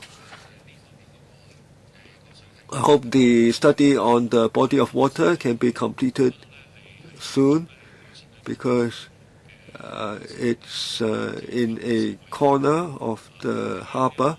So the earlier it's completed, the more the people will benefit. So I will not ask so many questions right now because there are feasibility studies to be done. You must make accurate economic estimates, and you should try to improve the water body. Now, our meeting is scheduled to end at 6:30. There are now 4 members who have yet to raise questions. I will extend it by 15 minutes. Now, items 7 and 8 of the agenda cannot be reached today. We will study with the Secretariat whether we can have another date. Maybe we can have another meeting, otherwise the items will always be postponed. Emily Lau? I think we must arrange the agenda more accurately. It's unfair to the officials. They've sat here the whole afternoon, and it's a waste of time and money. Now, Chairman, questions were raised that are touch upon controversial matters. Now, you have been consulting since 2009.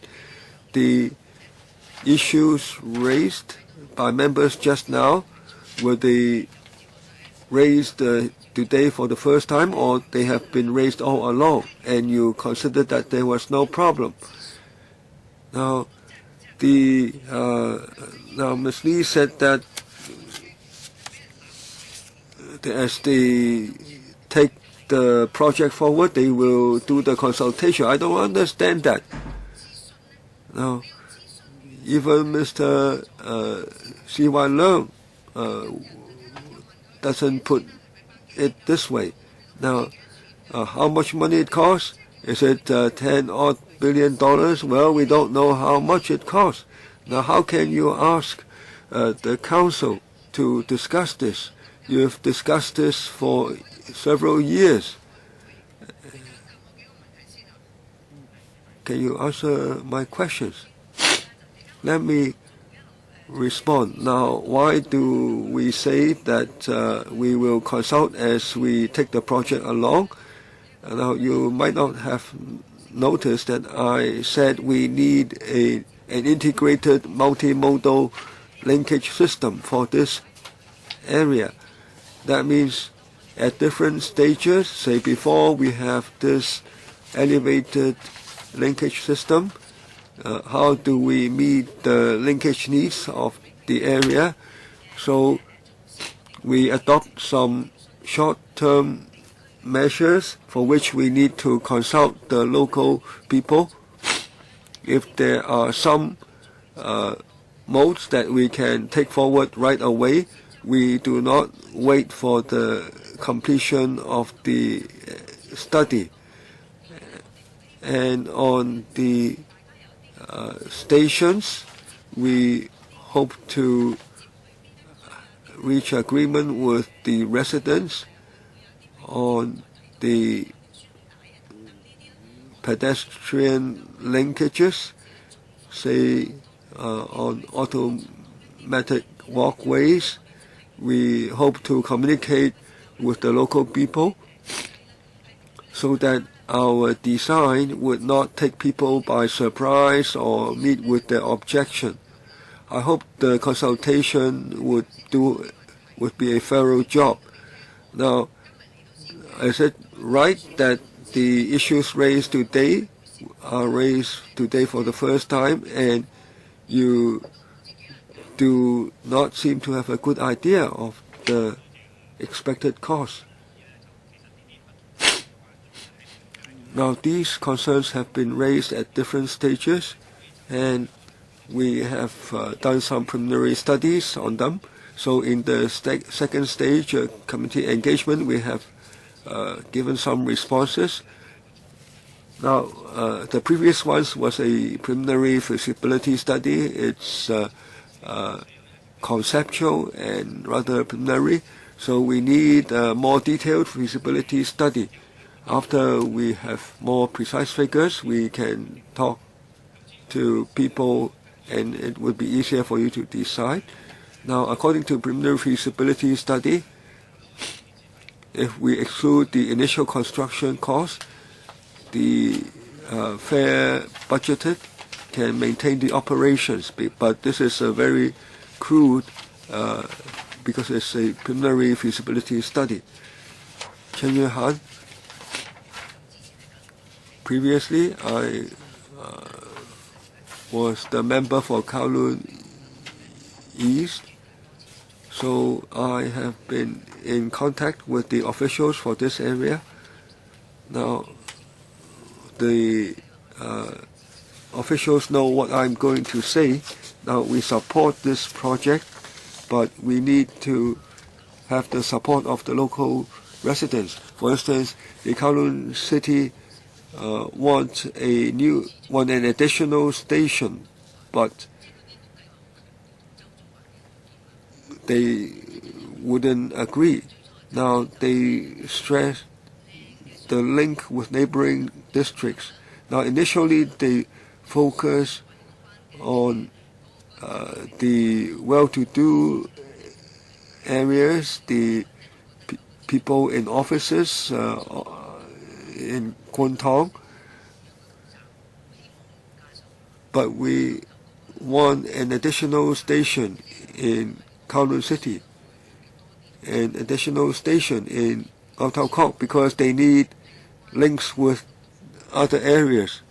And also they haven't agreed to us yet on mega box.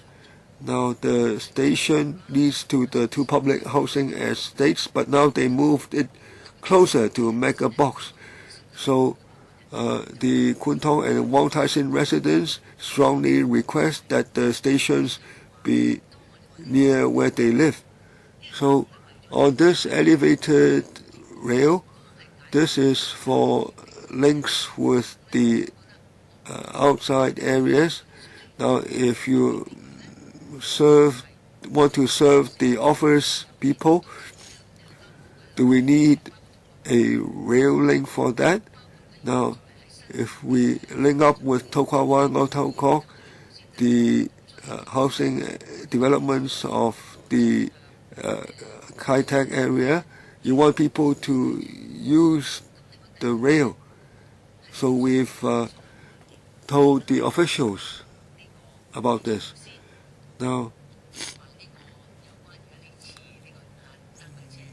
the tram and the monorail cost, the costs are very far apart. Now, the tramway company invited members to the depot to take a look, and if you look at New York in Broadway area, the buses are different from what you normally expect. Now,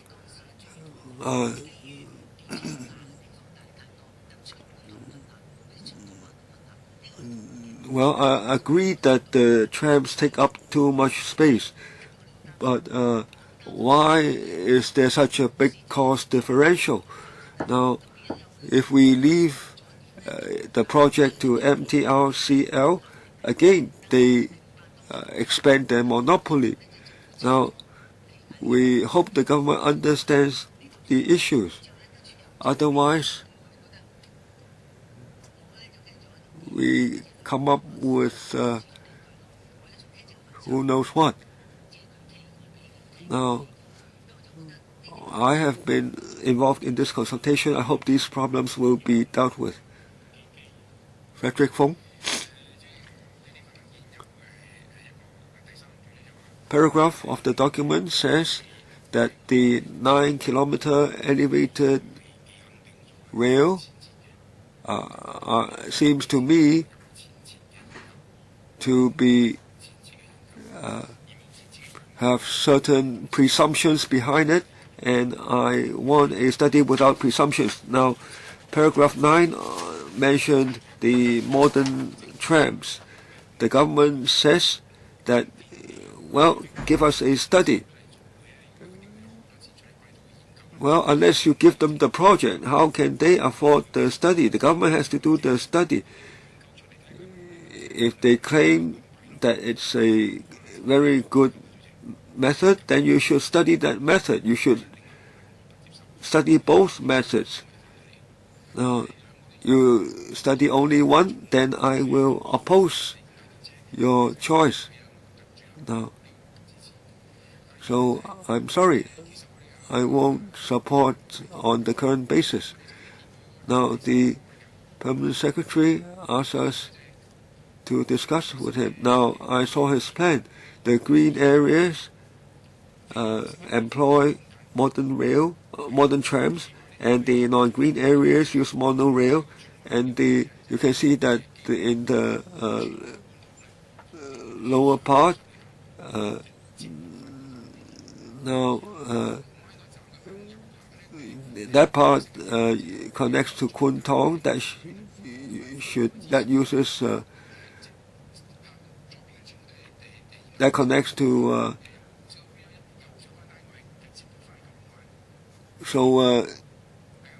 here you can see the linkages with the two with the trams in the green areas, and you say you use the monorail to link up to the MTR stations, and also you should have linkages to the antiquities like the ancient wells, because There can be museums there that can become tourist attractions. So there should be a modern tram link. When you leave the old city areas, then you can use monorail. So can you adopt two different systems? We need to study that.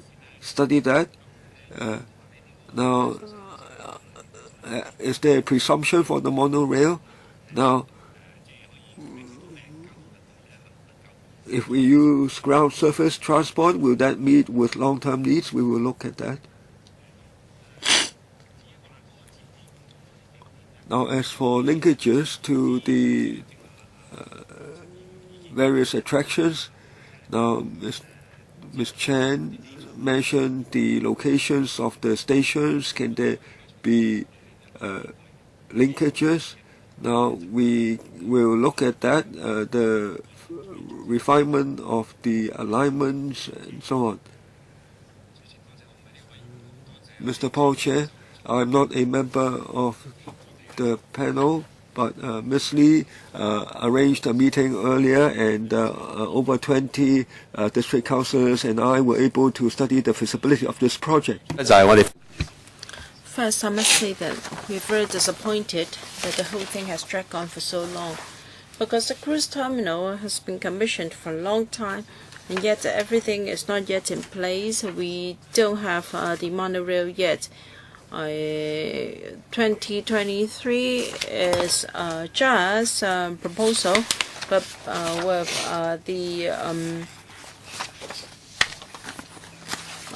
because we no longer believe in the myth of the MTRC, we are doubtful as to whether this can be completed on time. And we know that this the bridge is very important to Kowloon Bay, and many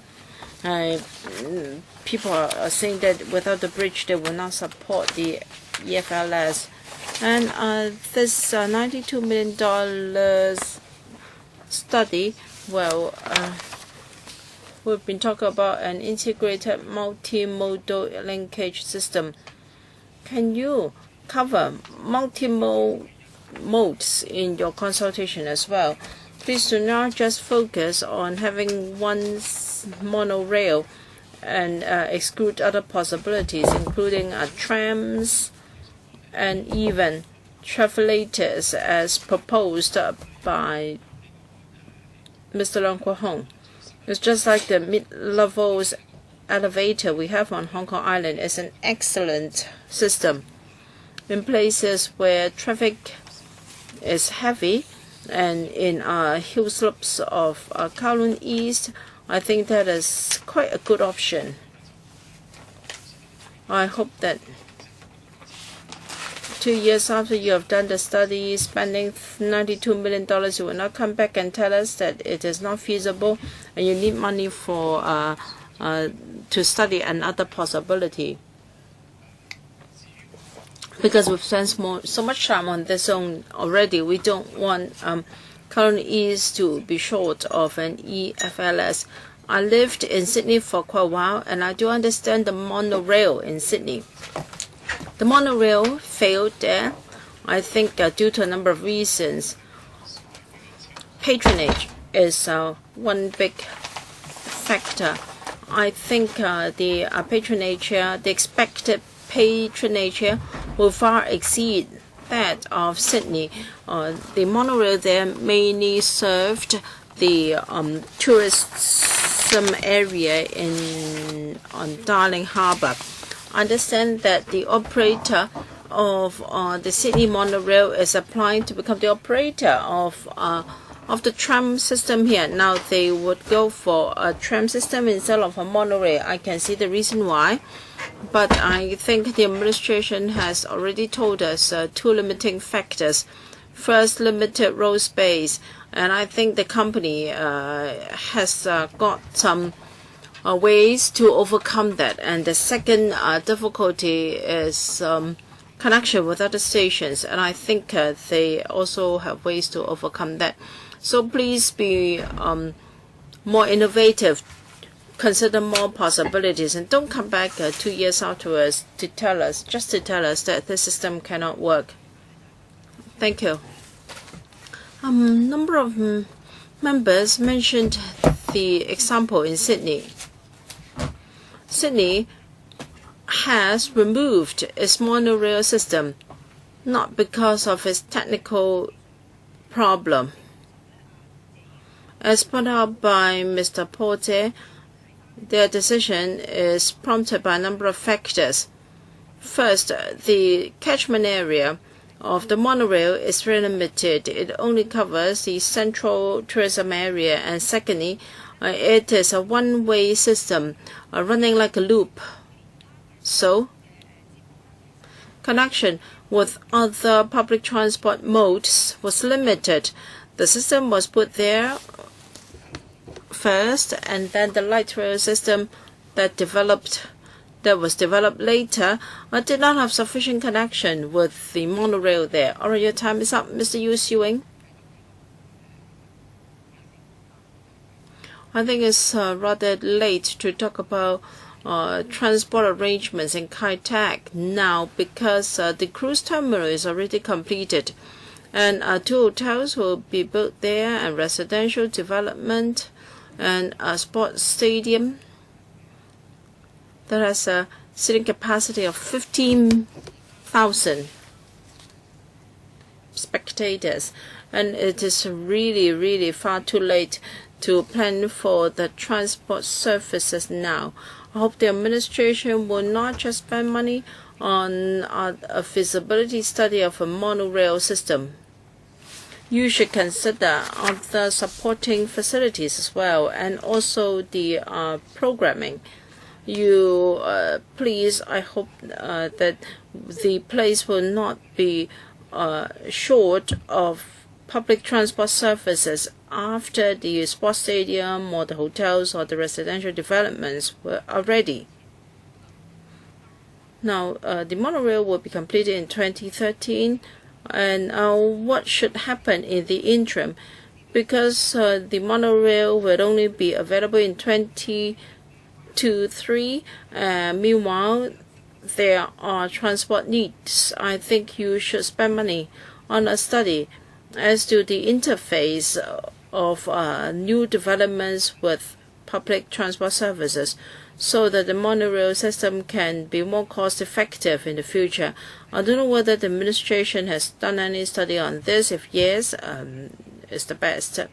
And members referred to failure cases of monorail system. We should not just single out one. We should compare both the successful and failure cases, so that we can have a clearer idea in studying the feasibility of the EFLS. Of course, we are thinking about this proposal from our subjective point of view. Is there any objective data or information to support the system? In fact, the cost of building a tramway system is smaller, and because this is a new area, you don't have constraints posed by the old facilities. So please consider this possibility. Thank you. Before the monorail system is commissioned, we will cover the transport facilities for this area, together with the integrated multimodal linkage system in this study. All right, we'll end the discussion of this item here. I'd like to ask for the members' support a funding bid to the PWSC. Are they going to amend the proposals? If they just go for paragraph 3, I will not support them. Chairman, I haven't spoken yet. Because I was at an AGLS meeting next door, but there is no time left. But why do you have this clash of two meetings? Because of filibustering. Well, that meeting has got important issues, and this meeting is not yet finished. We have already extended by 50 minutes. Do we have to show our views, whether we support it or not? All right. Are those who are for submitting this paper to the PWSC, hands up, please. Please jot down our names.